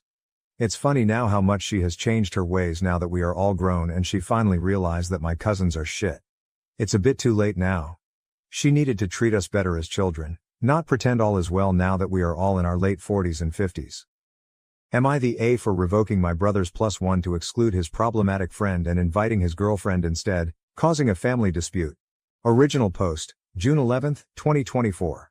I kind of know I am the asshole, but I need to know how bad it was. My brother, who is 29 years old, has been with Leah for about 2 years. We all like her, she is super nice. I am getting married next April and sent an invite to my brother's apartment. We decided to send invites to households and not individuals. For example, our aunt received an invite for her family and not for each individual. Last Thursday, we met at my parents' place. It was just the core family because of some tax reasons, lol. While there, I asked my brother about Leah's dietary restrictions. I know that she is a vegetarian for health reasons and that she cannot have certain raw vegetables. He said that she wasn't going to come and that he was taking his girl best friend, Amanda, instead. Now their relationship is weird as hell. Amanda has always been stringing my brother along, in my opinion. He always denies having feelings for her, but let's be real here. Amanda would date other guys, blow off my brother, then when things were on the decline with her partners, she would be attached to him again. Her last boyfriend broke up with her right around the time my brother, his then ex-girlfriend, Amanda, and her ex were supposed to travel to Spain. What did my idiot brother do? Go with Amanda alone because Amanda was uncomfortable with his ex-girlfriend. Obviously he acted blindsided when his girlfriend broke up with him. I didn't even say anything anymore because it's all so weird. So when he said that, I asked if Leah already had other plans. But my brother said that Amanda had asked if she could come because it would be an opportunity to finally see the old gang. We were in the same friend group in high school. I told him that I would have invited Amanda if I wanted her there. Amanda is mean and cold. She always makes disparaging comments about other girls. At every event around 1 hour in, she will make some sort of scene that either has her running away crying or sitting mad at a table telling everyone to leave her alone, and then making a cryptic comment about something hurting her. I told my brother I was revoking his +1 and Amanda was not coming to our wedding. He accused me of being misogynistic and bigoted because I don't understand opposite-sex friendships. Which is BS. My husband has a female childhood friend who is his best woman. I love her too and she has been amazing. And she respects fucking boundaries. She always includes me and made a huge effort when I started dating my fiancé to integrate me into the friend group. Anyway, I said my decision was final. He could take it or leave it, but I would be inviting Leah myself because I like her. He screamed at me and told me to keep out of his business. I said to get rid of his weird fucking feelings for Amanda. He is mad at me. My dad said it is none of our business. My mom is furious with my brother. So am I the A. Edit. To answer some questions, the invite was addressed to the Smiths. Funnily enough, Leah has the same last name as us. Granted, we have one of the most common last names. Yes, they live together. The tax thing is nothing huge. My parents have a small business but are really bad at keeping track of all their receipts. So every month we go and help them. We digitalize the receipts and put them in bookkeeping software for the accountant. Amanda is in the comments. Say hi, the alleged Amanda comments. Editor's note, the account replying is a well-established account on AITA and commented on many posts before commenting on OPs. It was not a new account nor a throwaway. Do not DM this person or harass them in any way as it goes against the rules of the sub. This is only included because it is relevant to what OP wrote and pointed out. First off, you the ass. If he has any sense, he simply will not come to your wedding. That's the correct way to handle assholes like you. OP, yeah, I wouldn't mind LOL. Second, well, if you don't mind your brother and dad not coming to your wedding, that's fine. But the way you handled it makes you the asshole. Not inviting your brother would have been fine. Giving him an invite, trying to dominate him and decide his relationships for him, and then uninviting his +1 because you want to decide who his partner is, that's overstepping. OP, my dad is not mad at me, dude LOL. He thinks it's unnecessary drama. He doesn't like Amanda either, so he's just keeping out. Amanda replied to several other commenters. Here are a few. Commenter, not the A your brother is though. He needs a huge reality check. This chick Amanda sounds super problematic and toxic, and since it is your wedding, you are absolutely within your rights to decide who gets to be there and who doesn't. Hope your brother will realize how manipulative Amanda is and cut her from his life before she manages to destroy even more for him. Amanda, all of that is none of OP's business. She gave him a +1, then revoked it. She is an AH for intruding into his relationship. This will break up her family. Let's see if her brother and dad will be the only ones not coming. Commenter. It's confusing then why he and Amanda aren't together. They seem to be into each other. Or does he really like Amanda, but she uses him as a placeholder and doesn't reciprocate his feelings? If that's the case, he needs to put distance there so he can move forward. Or you're right, he will be alone until Amanda gets married to someone else.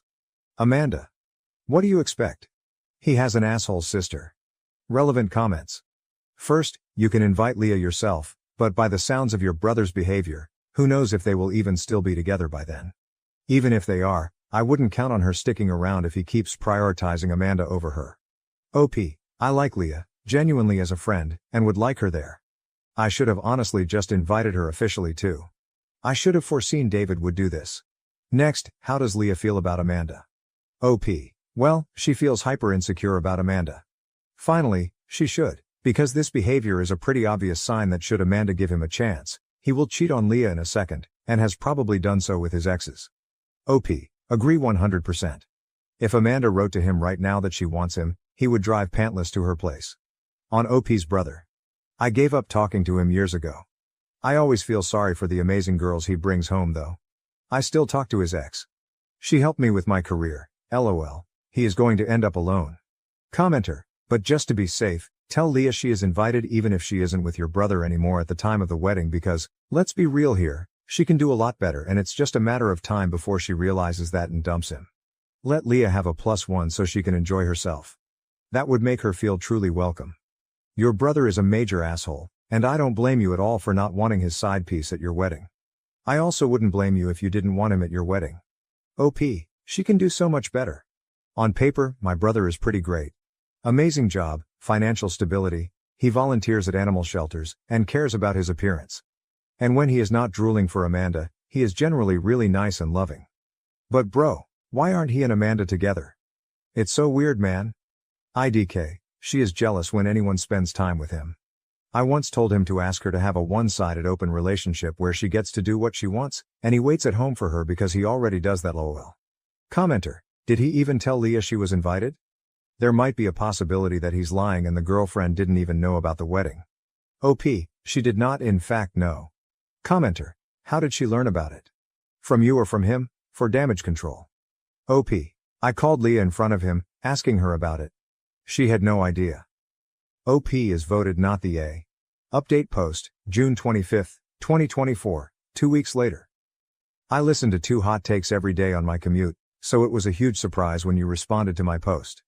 Thanks for your insights.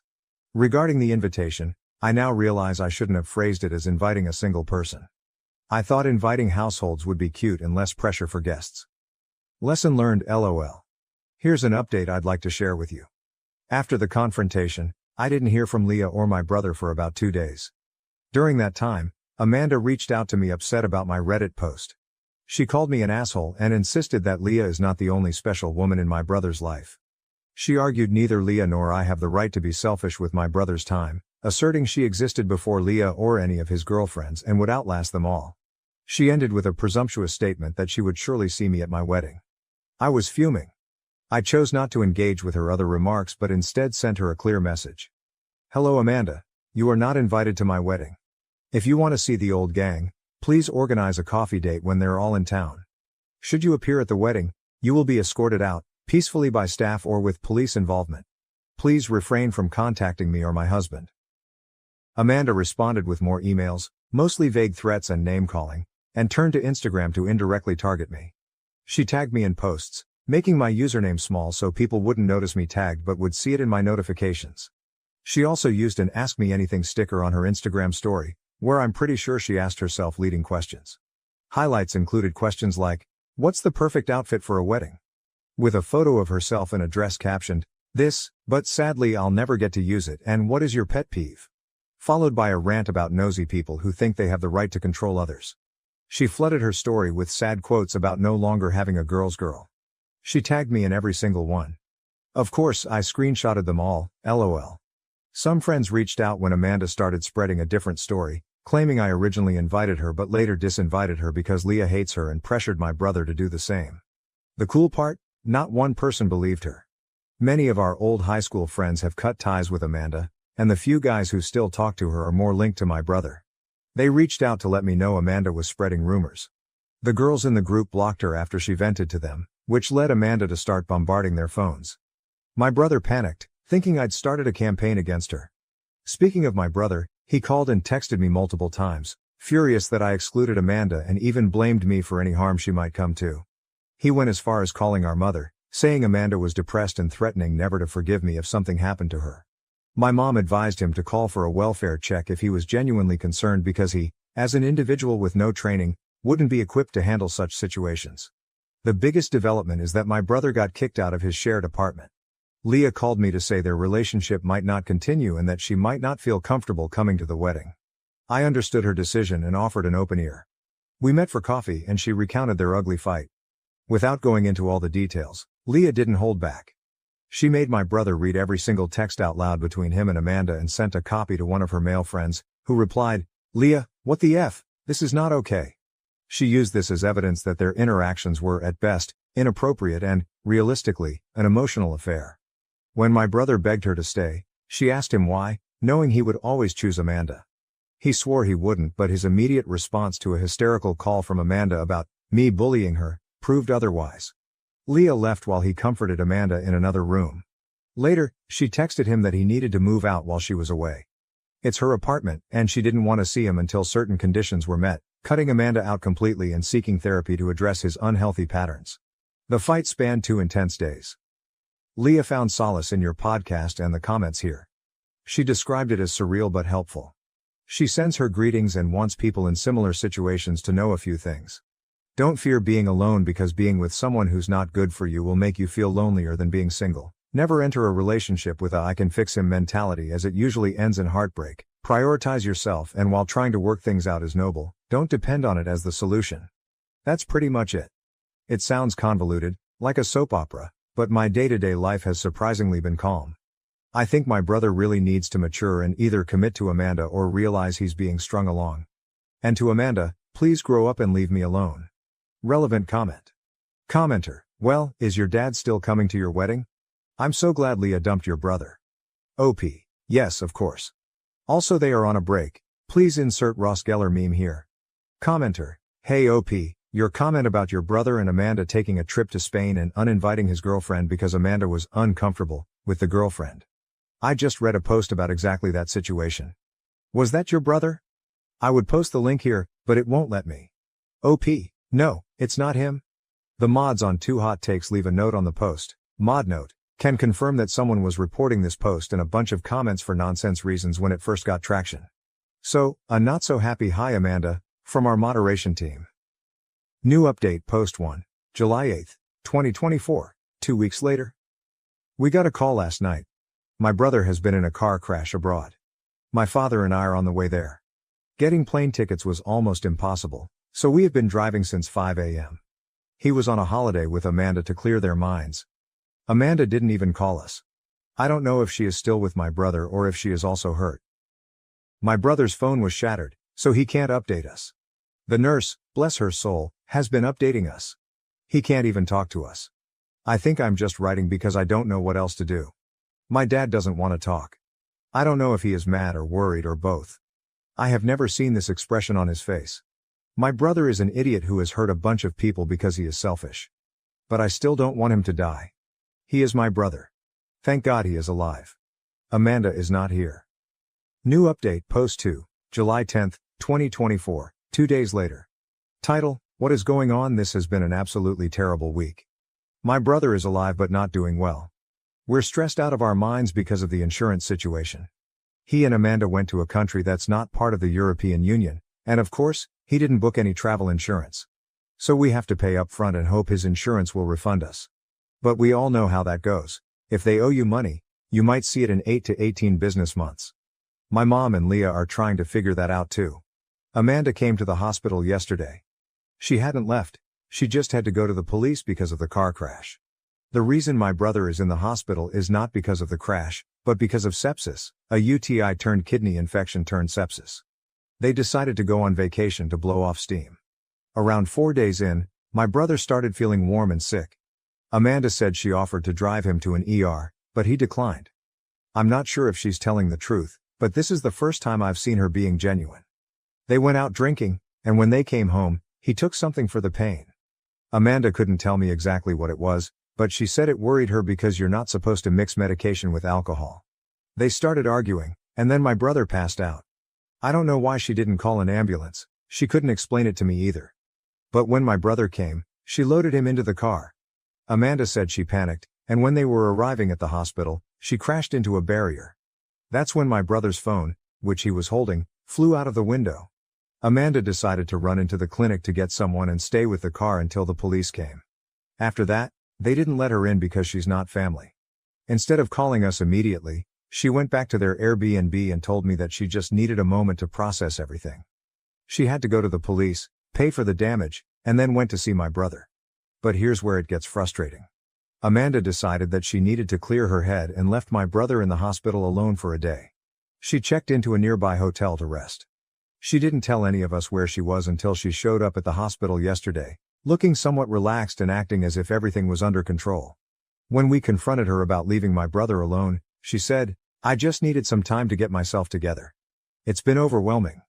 Meanwhile, my brother was lying in a hospital bed in a foreign country, with no way to contact us because his phone was shattered in the crash. We're now trying to navigate the logistics of getting him home and ensuring he gets the medical care he needs.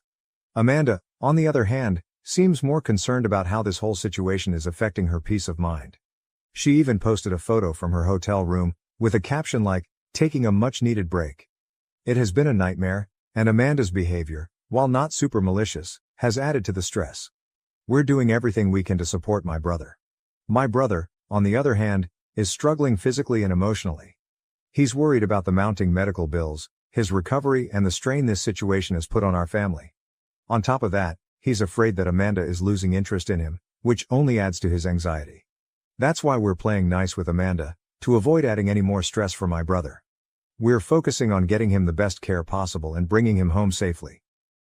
My love for my husband has been gradually dying since he forced me to choose between an open marriage and divorce. My husband, Leo, 34, and I, 30, have been together for 7 years, married for 4 of them. We don't have any kids and we don't intend to. 2 years ago, Leo asked me for an open marriage. I was devastated at the time. I couldn't understand why he didn't just want me. I couldn't even comprehend the idea of sharing him either. He gave me the same song and dance a lot of men give their spouses, swore up and down that he loved me. I just wasn't fulfilling his needs. He needed more than what I could give. It was just to spice up our life, it was just sex, etc. I did ask if there was someone else. He said no. To this day, I'm still not sure if I believed him. But at the time, I was angry and hurt and said no. He pestered me to change my mind for a week before giving me an ultimatum. Open marriage or divorce? I chose an open marriage. I just couldn't bear the thought of him leaving me at the time. We have rules. We can't bring any partners home. We have to get tested for STD every 3 months. 1 weekend out of the month must be left free for us time. Any money we spend on with our partners must come from our personal accounts. I didn't partake in the open marriage myself for the first 3 months. Leo obviously did right away. He seemed to be gone or out late almost all the time, but he always acted so happy and loving towards me while I felt like I was dying inside. It killed me to think he was sleeping with other women, and I felt so lonely and unattractive and not good enough. I told my sister, Katie, 26F, and a few close friends everything. Katie told me to just play his game and be part of the open marriage too. If he can sleep around, so could I. I honestly didn't have much confidence in myself at the time. I'm a bit overweight and I've never considered myself conventionally pretty. I was afraid this would just humiliate me further. Katie and my best friend Jessie, 30F, set up my online dating profiles for me. I got so many matches that it was overwhelming. When I told Leo, he was surprised, but told me to do whatever I thought was best. Jessie helped me choose my first date, and I actually had a great time. He didn't pressure me for sex and took me out to drinks and dinner. We did have sex eventually, but it was all just casual and we didn't see each other after a couple months of casual dating. That first guy really made me feel more confident in myself. So I kept going on dates with men. A lot of them wanted to treat me, so I didn't have to spend much of my own money. Not only that, but some of the men have given me the best sex I've ever had in my life. Almost like the kind of sex you read in romance novels. It's been amazing. I am currently seeing 2 different men, alongside Leo. One, Mark, 38M, is more of a steady boyfriend I've been with for about 6 months, and the one, Steven, 25M, is very casual, mostly just hanging out and sex. They know about my open marriage, other relationships, and are fine with it. My husband has not been so lucky. In the beginning, he definitely was. He was always out and about and didn't seem to care even when I started dating too. But now he just complains a lot and hasn't been going out much. He whines about how he's usually the one spending money. A lot of the women he tries to be with want an emotional connection before sex. He often wants to be with younger women, but they want younger men. He's also been upset that I go out with random guys so often while he's at home alone all the time. He hasn't asked to close the marriage yet, but I feel like he will soon. He keeps saying he misses us and wants to spend more time together. He tried to initiate sex a lot more too. He wants to go on dates and go on vacations and all that stuff more and more, and he gets upset when I tell him I can't because I've already scheduled to do stuff with my partners, mostly Mark. Honestly, I don't think I love Leo anymore. I care about him, but I just don't love him. I'm not saying I love Mark or Steven, but I honestly feel closer to Mark nowadays than I do Leo. Mark makes me feel comfortable and safe, and I love spending time with him more than my own husband. Steven is funny and sweet and really good at sex. Katie and Jessie have been wanting me to divorce for a year now, but I was afraid of hurting him and thought I still loved him. But I think my love for him died when he asked for this open marriage in the first place. Seeing him get all pissy about it now just because he's not benefiting from it is also a turnoff for me too. But I don't know if divorce is the best option. I still care about him and I still don't want to hurt him. Maybe if he finally asks to close the marriage, we can talk about it then. Relevant comments. Comment 1, divorce. You're happier without him. He would only want to close the marriage because he can't get laid, not that he only loves you. OP. We've just been together for so long that the idea of him not being there feels weird. Which sounds stupid since I have 2 other partners, so it's not like I'll be lonely. But Leo was a part of my life for so long that for him to not be there just doesn't feel right. But you're probably right. OP on her husband dismissing her feelings regarding the open marriage. OP, I really do think Leo does love me, in his own way. Even when he was more active in the open marriage, he still made time for me and still did a lot with him. For me. But you're probably right on the divorce. Comment 2, part of the issue is the main relationship is supposed to be the important one, so the whole 1 weekend a month for us time wasn't enough. OP, I actually did argue that in the beginning, But he insisted that he needed to keep his weekends free. He did spend a lot of time at home during the weekdays, so in his mind, that made up for it. Comment 3. What if he finds evidence of your open marriage and frames you as a cheater and then brings you to the cleaners? At this point, I wouldn't trust Leo. What you're experiencing is normalcy. You're used to his presence in your life. But how long are you going to live like this? OP. Jesse had the same train of thought of you and actually took screenshots of his dating profiles during the beginning of the open marriage. She also told me to save screenshots of any texts we had about the open marriage. I don't think Leo would do that, but I also didn't think he'd ever ask for an open marriage, so what do I know? Update 1. Hi everyone. I got so many comments and messages on my last post, which got deleted for some reason, that I was a bit overwhelmed, especially when a lot of you kept saying the same thing, divorce, divorce, divorce. But the thing is, I think a part of me still loves my husband. I know in my last post that I didn't think I loved him anymore, but I can't just forget about the things that I do love. I love when he sings in the shower. I love when he laughs so hard he snorts. I love when he kisses my forehead when I've had a bad day. I love when he holds my hand when he watch TV together. Leo has done a lot of shitty things, but he really isn't the big asshole people think. Maybe that was my fault. But even if I do still love him, I'm not in love with him anymore. I don't think I have been for a while. I care about him, a part of me does still love him, but you all were right. I should have just divorced him when he gave me that ultimatum in the first place. This past Saturday, we had the big talk. I initiated it, but he didn't seem too surprised. I just told him that I noticed he didn't seem to like me going out with Mark or Steven and asked if there was a problem. He said there was. But he didn't ask me to close the marriage. He just asked me if I still loved him. I said something like, not like I used to.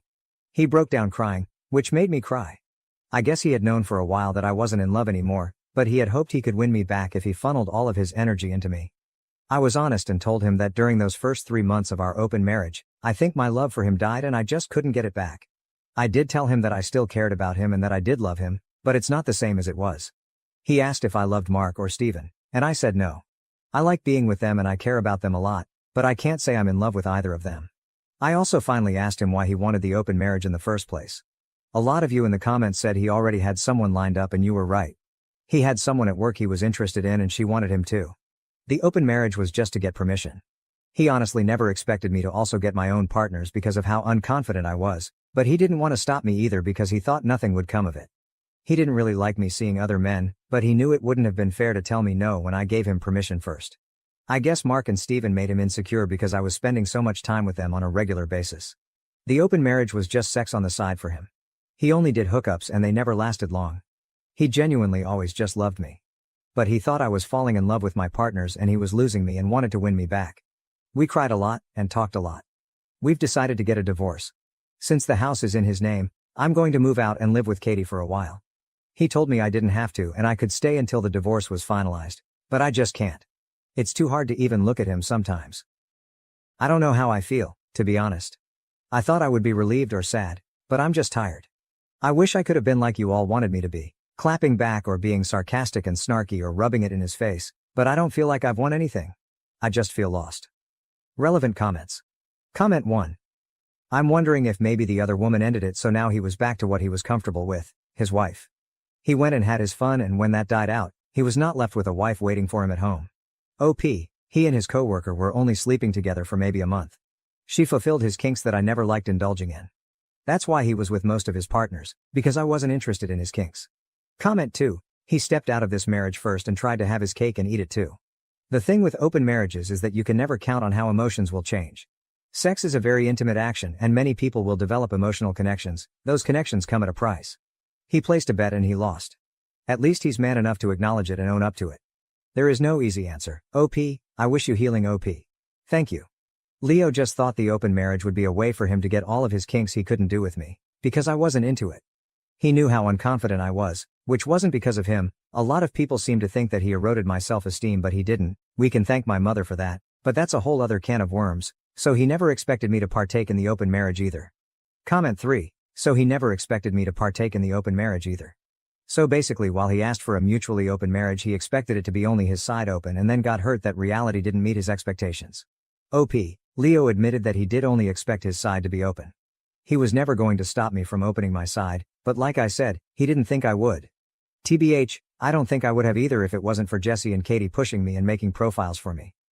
Am I the A for refusing to walk my son's fiancée down the aisle, and lie about loving her like a daughter in my wedding speech? May 10, 2024. I am a 41-year-old man with 2 children from my ex-wife, a 42-year-old woman, a son named John, 22 years old, and a daughter named Sally, 20 years old. I am now remarried to my 28-year-old wife. I am very close with my kids. My son is engaged to Abby, who seems nice but has been a bit pushy in trying to build relationships with me and my wife, although she's awkward with my wife. Abby is not close to her own family, and while she has shared many stories about why some of her complaints do not seem too bad, it is not my place to judge, and I did not live through it. So I cannot know anyway. We have tried to be welcoming, but Abby has forced her way into some family traditions where she would not have been invited and some where no one outside of specific family members would have been included. She has been calling Sally sis since they were only dating for a few months. She has an odd sister/mother-in-law relationship with my wife, and the one I am not a fan of is that she wants me to be like a father to her. Not because we have clicked or anything. We are very different people, not saying that in a bad way, just that it is not based on how we get along or anything. My kids and I have a tradition of having private catch-up sessions in my office of study when they come over, which is now even more important to them because, while they both get along well with my wife, they do not want to have personal conversations around her yet. Abby asked if we could talk, and after I explained the tradition, John later asked that I include her, saying she had never had a caring conversation with her own dad. We compromised by not including her in the tradition but instead having coffee together with John and letting her talk. Then she started calling me dad, even though they were not even engaged yet. John pulled me aside and begged me to give her that, explaining that I was always the dad she wanted right in front of her, and she just wanted that. He told me she cried watching me and Sally together. I did not like it, but I felt bad, so I agreed. She now wants me to walk her down the aisle and do the father-daughter dance. I do not want to walk her down, and I walk with a cane, so dancing is hard. At my own wedding, I only danced twice. John is begging me to do at least one, preferably walking her down the aisle. They came over on Sunday, and while John and I were talking, Abby walked in without knocking and asked if John had told me yet. When I asked what, John said she wanted me to say something in my speech about having a second daughter now and how I loved her. I just looked at him. She asked if I would do the walk and dance for Sally and I said of course. She yelled that she is my daughter too and I said it will never be the same because Sally is my actual daughter. I tried to explain that I would talk about her being a happy addition to the family and how I love how happy she makes John, which I thought was a good compromise, but she started crying. John apologized, and they left, but he called me when they got home, nearly begging me to do it. Am I the asshole because I will not lie and say I love her or that she is my daughter? Verdict, not the asshole. Relevant comments. Commenter 1, not the A. You have your boundaries. Abby sounds like she's developed this fantasy involving you and your family. That can't be healthy. And yelling at you. You will tell people you love me. You will tell people I'm your second daughter. You will have a good time at my wedding. OP. John told me she really wants to be part of the family, but she started so quickly I wonder how much is us versus the idea of us. I've been told she immediately was obsessed with the relationship my kids and I have. The yelling, I was more concerned for John than upset honestly. She seemed not okay right then. Commenter 2. Yeah, this doesn't sound like it's about you or Sally as actual people. It's about Abby's fantasy of having a family. It makes me wonder how much she really even knows you or Sally. There's nothing wrong with her wanting a family, but she's going about it wrong. Relationships grow and develop over time. You don't just claim someone as family and have an instant relationship with them.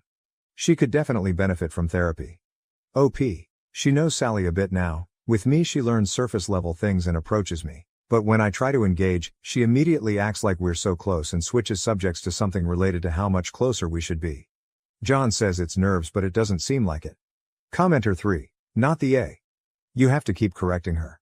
She pushed this far with the aisle speech because you gave them an inch with the dad, etc.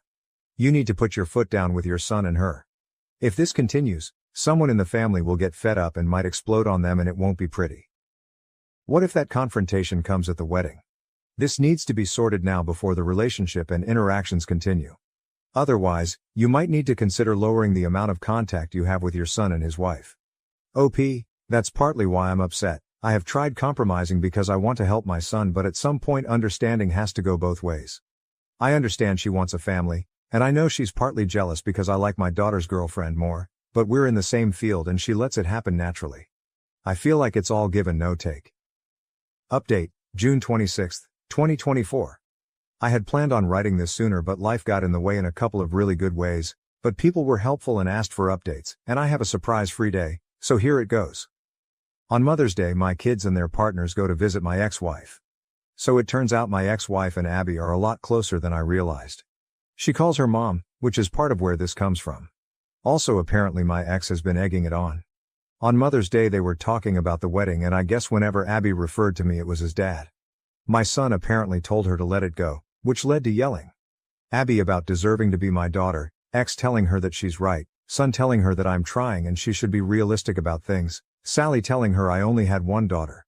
Which was apparently a response to Abby saying to her that as my daughters, they should be united. According to my son, Abby was crying. According to Sally, she was crying and yelling and kicked something before going to her room, and Sally told me she went off on her mom, but will not elaborate, so I don't know what was actually said. But knowing Sally. Ooh boy.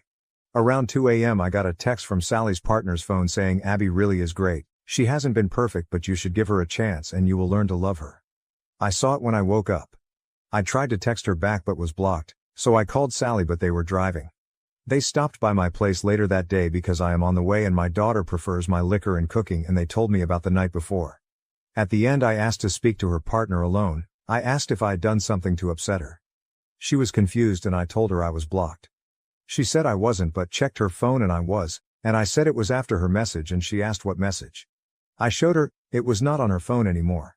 At that point we brought in Sally and caught her up. Neither of them were happy. A couple of days later, John and Abby dropped by unannounced. Not something we really do in this family, but okay fine. I had mad salmon. Does not take long to cook. I cook 2 more, and my wife serves while I make drinks. The entire night was Abby trying to bring up the wedding.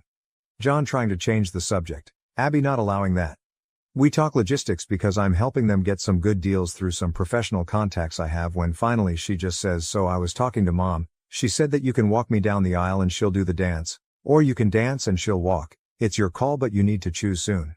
I reiterated that I could not dance. She tried arguing that I had danced a little at my wedding but I made it clear that is different, and did not feel comfortable walking her. She got upset and said, Mom loves me, why can't you? I felt bad but couldn't lie. I pointed out that she had John who loved her, my ex-wife, friends, she had people who love her. She said, but other than ex-wife, those aren't my parents. I said neither am I. She was very emotional, so my wife and I gave them a few minutes. My son and I were alone later. He looked exhausted. He said the problem was that after Mother's Day Abby had called Sally and kept saying they are both my daughters, that I did not get to be close with one but not both, and that it was them against me. But at that one Sally cried havoc and let slip the dogs of war. Things were said. Grievances were aired. John had to hang up before it got worse, but I guess Abby was shaken, but there was a new problem. Abby had decided in her head that I did not mean what I have been saying and was just doing it for Sally. He told me he would handle it. Ron Howard. He did not. So now I get text messages from Abby every couple of days acting like we have a secret relationship Sally doesn't know about. She even called herself my secret daughter and laughed out loud. She invited my wife to lunch, saying 2 out of 3 of his girls going out. She has even started using the pressure of showing up at events like a recent barbecue to play a certain image. She hugs me more and holds it, wants to take pictures with just me or my wife and I, but always a few with just me to post with captions I do not like. My wife is getting especially annoyed because of how she is with her. I guess Abby surprised her with Father's Day plans for me that had to be shut down. As it is, she still inserted herself into the day, but she has a soft spot for her, and when Abby gets emotional she caves. My wife is a sweetheart. I asked him if he was upset with me and he said no, he just wished it was different. He said we're good, but he's worried he and Sally aren't, which is when I took the advice of some people and suggested premarital counseling. He said he would talk about it. Abby is insisting Sally go to her fitting. That shop should pay-per-view that potential Royal Rumble because Sally is not holding her feelings back anymore. I told him Sally loves him and I'll talk to her, but for now it is stressful all around. Abby driving my wife crazy with her ideas for what my girls should be doing, driving me crazy with dad-daughter content, drove Sally to the edge, and oh yeah, last night sent me an email with 3 styles of father-daughter dances and song options, so I'm not feeling any more respected or heard than before. The 6 of us have barely been in the same room in order to let things calm down since Father's Day, which was great until it was a shit show. Sorry this is so long, with all the craziness this is still the abridged version. We are supposed to meet Friday, Sally's partner and I have a bet going about how bad it will go.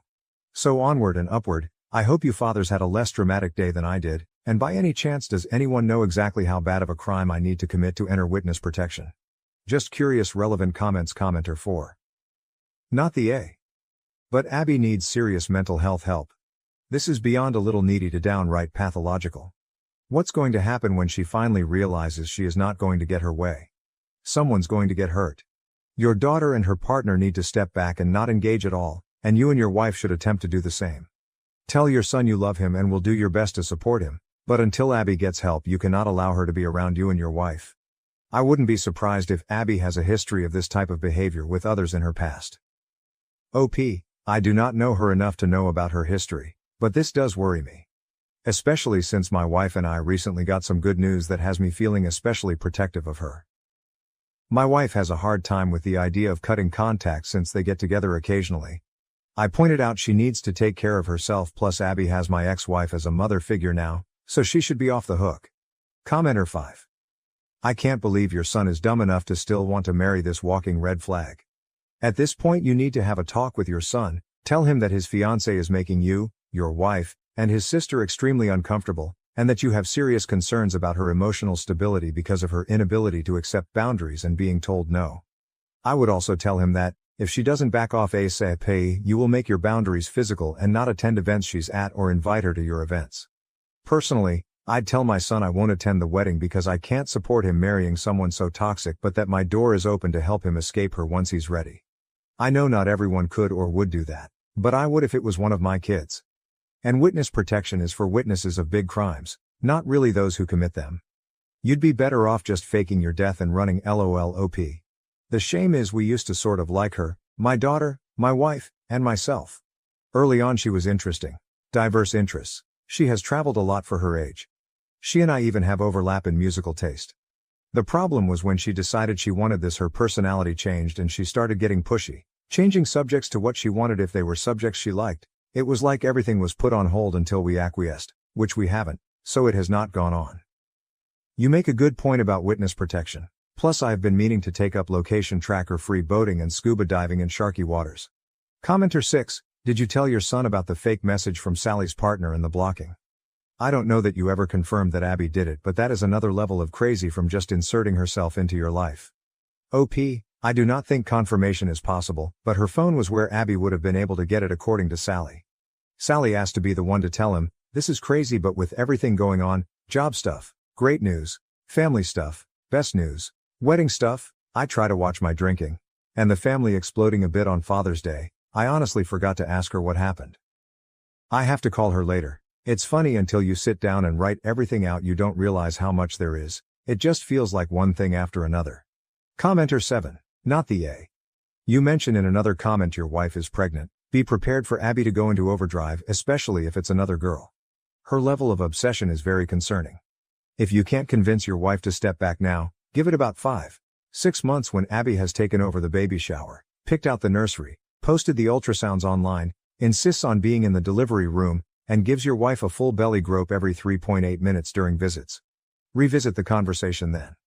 OP, my daughter said the same thing about the baby coming. Your second paragraph sounds like hell. Thankfully my wife has a close circle of friends for those things, but I am sure you are right that Abby will try to insert herself in our pregnancy journey like she did my Father's Day. My ex-girlfriend committed suicide. I am a firefighter and had to find her body. It's been a bit over 6 months since I posted that story and I want to give you a quick update on my life. I'm on mobile, so I apologize if it makes it harder to read. TLDR, my ex-girlfriend got into an abusive relationship with a drug addict. She was dealing with depression for a while and killed herself. I am a firefighter in NJ, but go to school in NH. I received the call and conducted research to find her. I drove back down to help with the search. We found her body in the woods and she wrote me a suicide note. Where I left off was me upset about the situation and upset with the world, and most importantly, upset with myself. I was in a dark place for a while after that. I drank and shunned out everyone but my friends who were helping me. For a good amount of time I distanced myself from any girl who I met. The funeral wasn't long after and Jim didn't even show up. I'm not sure if he was invited, but it just shows the type of guy he is. I didn't feel comfortable with dating anyone, let alone even hooking up with them. It felt wrong and I was scared I would get close to someone and lose them again. The depression I felt was destructive. My chief reached out to me not long after because I never told him how I knew her. He asked me to see a therapist and that he can set up a visit at the firehouse. I was in NH, so I told him I'll see my college counseling center and send him confirmation. I lied, I sent him a fake email and he believed me. I had this notion that I don't need help because I help people. After 3 months I was still depressed, but I started to talk to girls again. I met this really nice girl named Sarah. We talked and even hooked up a couple times. After a month and a half she asked if we could start dating. I told her I couldn't. I told her my story and said I don't feel comfortable being close with anyone. She took it well and still wanted to talk, but I couldn't anymore. I felt as if she crossed a line in my mind and we couldn't go back. I didn't want to be close with anyone like that again. Fast forward another month, my friend Kelsey asked if I wanted to go to her sorority formal with one of her friends. I accepted and that's when I met Kristen.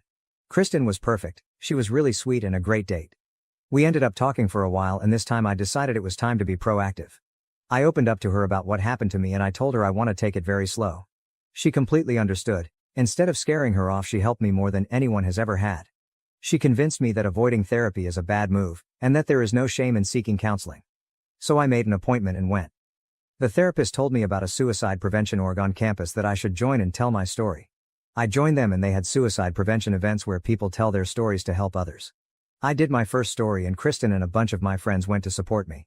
It was one of the most touching moments of my life, standing up on that stage and seeing all those people. I continued doing these events and Kristen went to every single one. After 6 months I told her I'm ready to start dating, but to understand that I may be distant at first because I'm not used to this. She understood. We've been together for 8 months and she's amazing. She's the nicest and most supportive person I've ever met. Every time I'm in NJ I go to Lydia's house and support her mom. On Christmas I got a crew to come to her house and deliver presents to her mom's boyfriend's autistic son and her nephews. The way I was able to get relief from my pain was helping others. And if it wasn't for Kristen I wouldn't have the guidance to do it. I punched an autistic kid after he groped me and now everyone hates me. Am I the jerk? That grope was the last straw. I have known Troy since nursery, kindergarten for Americans, or just anyone, and he has always been a baby. It was always his autism that made him who he was. I don't know why, but he always had a crush on me. I rejected him gently multiple times but he never took no for an answer. As we grew older, he got worse. He started commenting on my chest. Asking to touch them. Asking to see them. His friends kept trying to convince me to show him because nobody would be nice enough to give him a chance. And in year 7, 6th grade, he started groping me. I told teachers but they kept saying that his autism doesn't make him know any better. It was only me. He got jealous when I was in the presence of another guy. He would have meltdowns and I got into trouble because I knew how upset he would get. No, I didn't. It was like my only purpose was to be his. I wasn't allowed to be my own person. The groping continued. I kept telling him to stop. He didn't listen. I remember crying on the floor and teachers just kept saying that his autism makes him like this and that I'm being a good person by taking care of him. His groping hurt. I don't know how to explain it. He just grabbed my chest and butt hard. And it hurts. The groping continued for 4 years. I was always his caretaker, his girlfriend, his best friend, his. I couldn't stand it anymore. I couldn't take it anymore. It was hot and I wore a skirt and he proceeded to put his hands up my skirt and groped my butt. I lost it and punched him around the nose. His nose got broken and unfortunately now I am getting put into isolation for 2 months for bullying an autistic kid. He's not a kid though. He's 16 years old.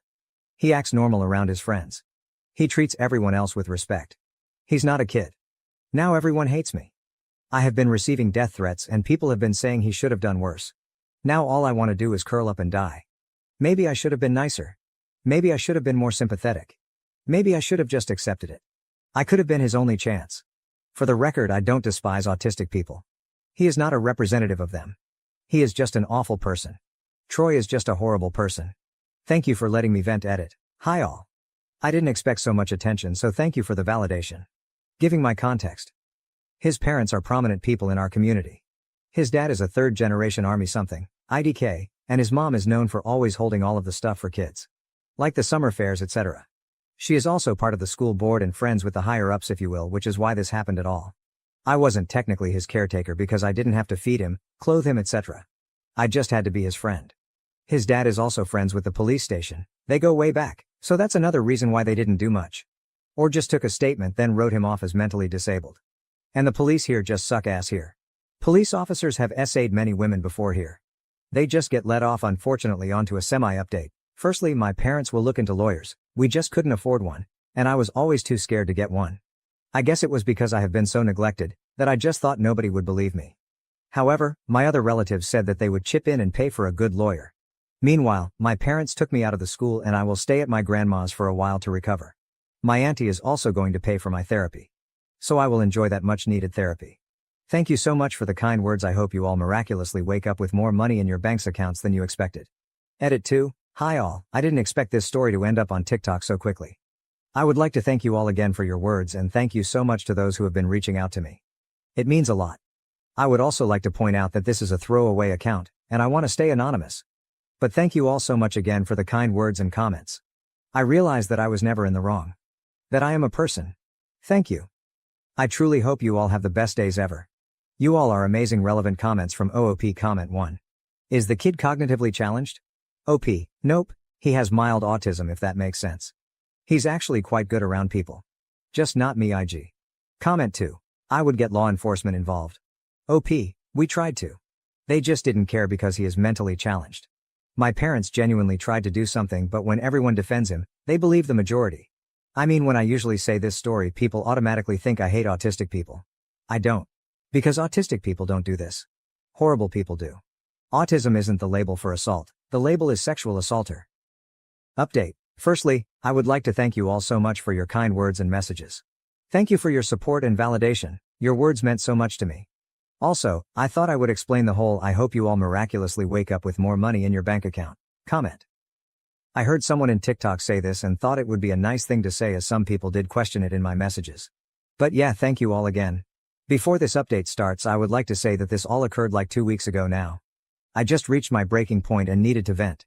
Hence why the update may be soon to some. This won't be the final update, but an update. I would also like to clear the air with my parents. Now unfortunately, my parents come from a country where this stuff is normal.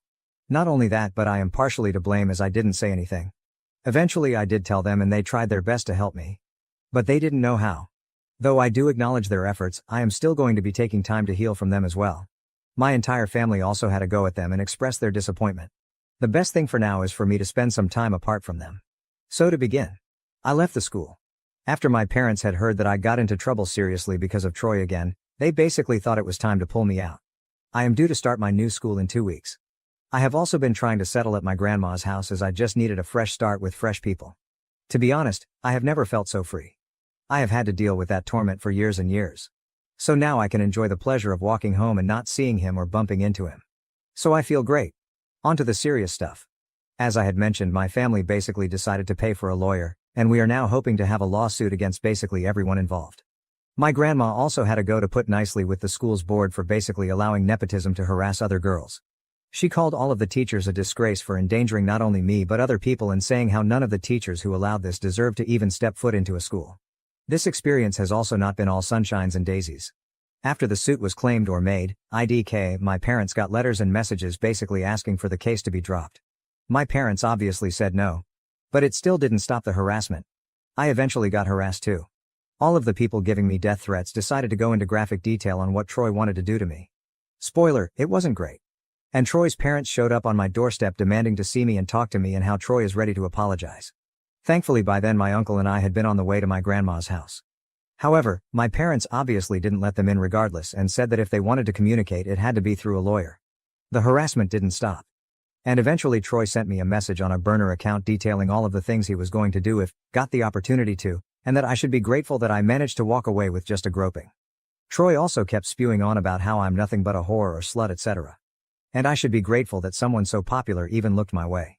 He kept saying how if I'd just let him fuck me, he wouldn't have groped me. However, I know if I did that I would no longer be myself. I would be his property forever. The thought of that makes me want to vomit. Also, his logic doesn't make sense to me.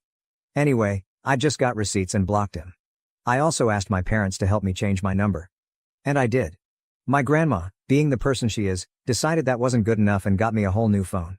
She claims it's compensation for my trauma. Thanks, Grandma. I am starting therapy the day after tomorrow, and I am hoping to start family therapy in August, as, truthfully, I don't know if I'm mad at my parents or should be mad. Like, is it my fault for not saying anything? But that's all the update I can give you for now. The lawsuit will be a whole other process, and hopefully if I remember I can update you all again. Thank you so much for your words. I truly appreciate all of you. I hope this update is clear enough for you, and apologies if you made it this far. I slapped my mother-in-law. My husband scolded me and told me that I am not allowed to do that to his mother. She and he are both racists. Hi Reddit. I made this throwaway because I need some help to know if I should apologize to my husband because yesterday I slapped my mother-in-law in front of him. For context, my husband is white and I am mixed. My mom is Puerto Rican and my dad is white. My mom has very dark skin and my dad is pretty fair. I'm pretty white passing, which for those who don't know, means you can't really tell that I'm Latina unless I tell you. A running for mother-in-law joke is that melanin skips a generation because my maternal grandpa is also very fair but my maternal great-grandma is very brown. With that out of the way, I'll get into my situation. I have been with my husband for 7 years, married for 5. We have a 3-year-old little girl who is the light of my life. When she was born, she had a head full of dark brown curls, dark brown eyes and a fairly olive complexion. She looks like me when I get tan. You can definitely tell she's part Latino. Despite knowing all this, my mother-in-law has gotten it into her head that my daughter isn't my husband. She's been telling anyone who will listen that I must have had an affair because there's no way her son's child could be that color. Yeah, how nice. My mother-in-law has always been standoffish with me. She never made a big effort to get to know me and was always more polite than anything else. Mother-in-law has made some offhanded comments before about Latinos, but husband would brush them off because she's from another time. I wanted to write off her behavior as just her not being educated enough. I realize now that was my mistake because it gave her the okay to keep going.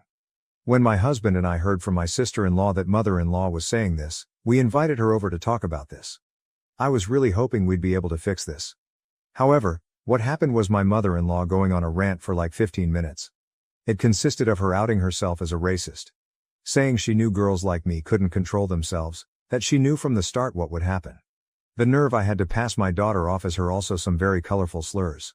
Husband and I were frozen in shock because she hadn't even stepped into the house and was just screeching on our doorstep. What snapped me out of it was when she started to insult my mom, saying she probably did the same to my dad. I don't know what came over me next. I've never hit someone before. But I ended up smacking her so hard her glasses fell off. That's what got my husband to start talking. Or rather yelling at his mother and me for acting this way while mother-in-law started to wail. Yes, I shouldn't have hit her, I know. That's wrong. But hearing him imply I was in the wrong the same way mother-in-law made me more angry. I told him he's just as much a racist as his mom if he was trying to make me out to be as bad as her. I got my keys from inside the house while he was trying to calm his mom down and left. I drove to a hotel and spent the night there. Now it's the afternoon and I haven't left the hotel room since checking in. Husband and several other friends and Faye mother-in-law have been trying to reach me.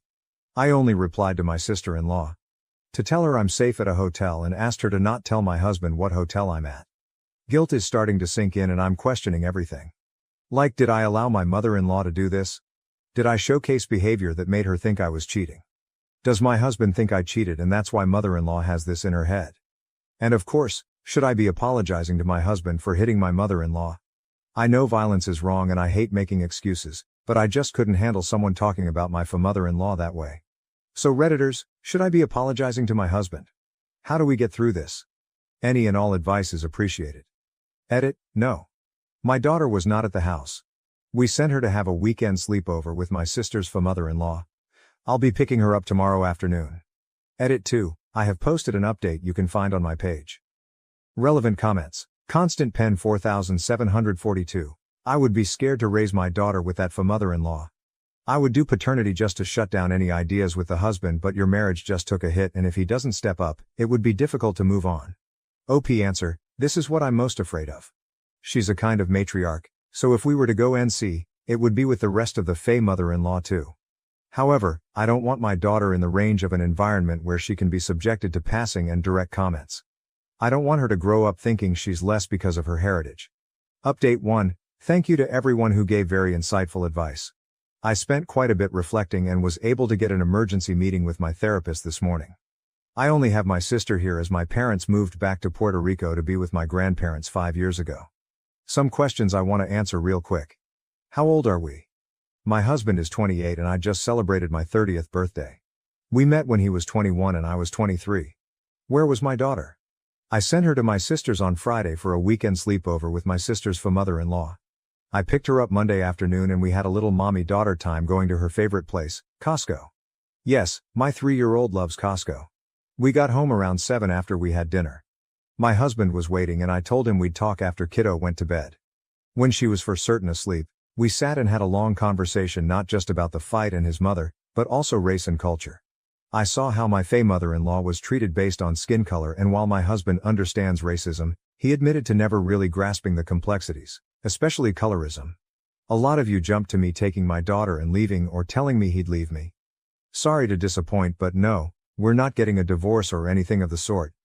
He apologized to me for not standing up for me before and then, acknowledging he didn't want to think of his mother in a racist light. I also apologized for hitting her because in the end, no, it doesn't help us. He did forgive me and said if it wasn't his mom saying it, he'd probably slap them too.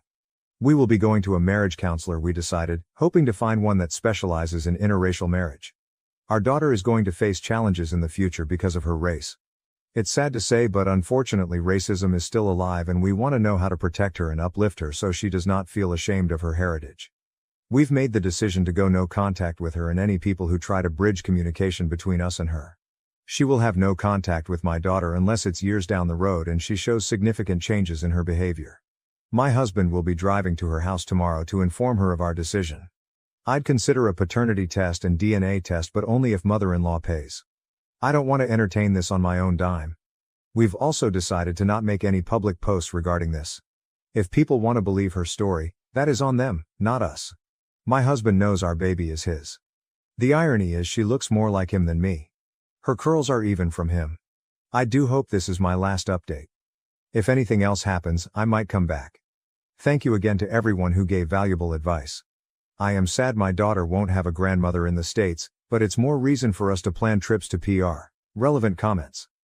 Icy_spinach_48. You dealt with this very well. People on here are too quick to suggest divorce over every problem they read about. Well done to both of you for tackling it maturely. I wish you both the very best for the future update. Hello everyone. I think I jinxed myself by saying in my first update, I hope this will be my last post, because unfortunately, for a lack of a better term, shit continues to hit the fan. For those of you saying I should be arrested for slapping my mother-in-law, I hate to disappoint, but she is not pressing charges.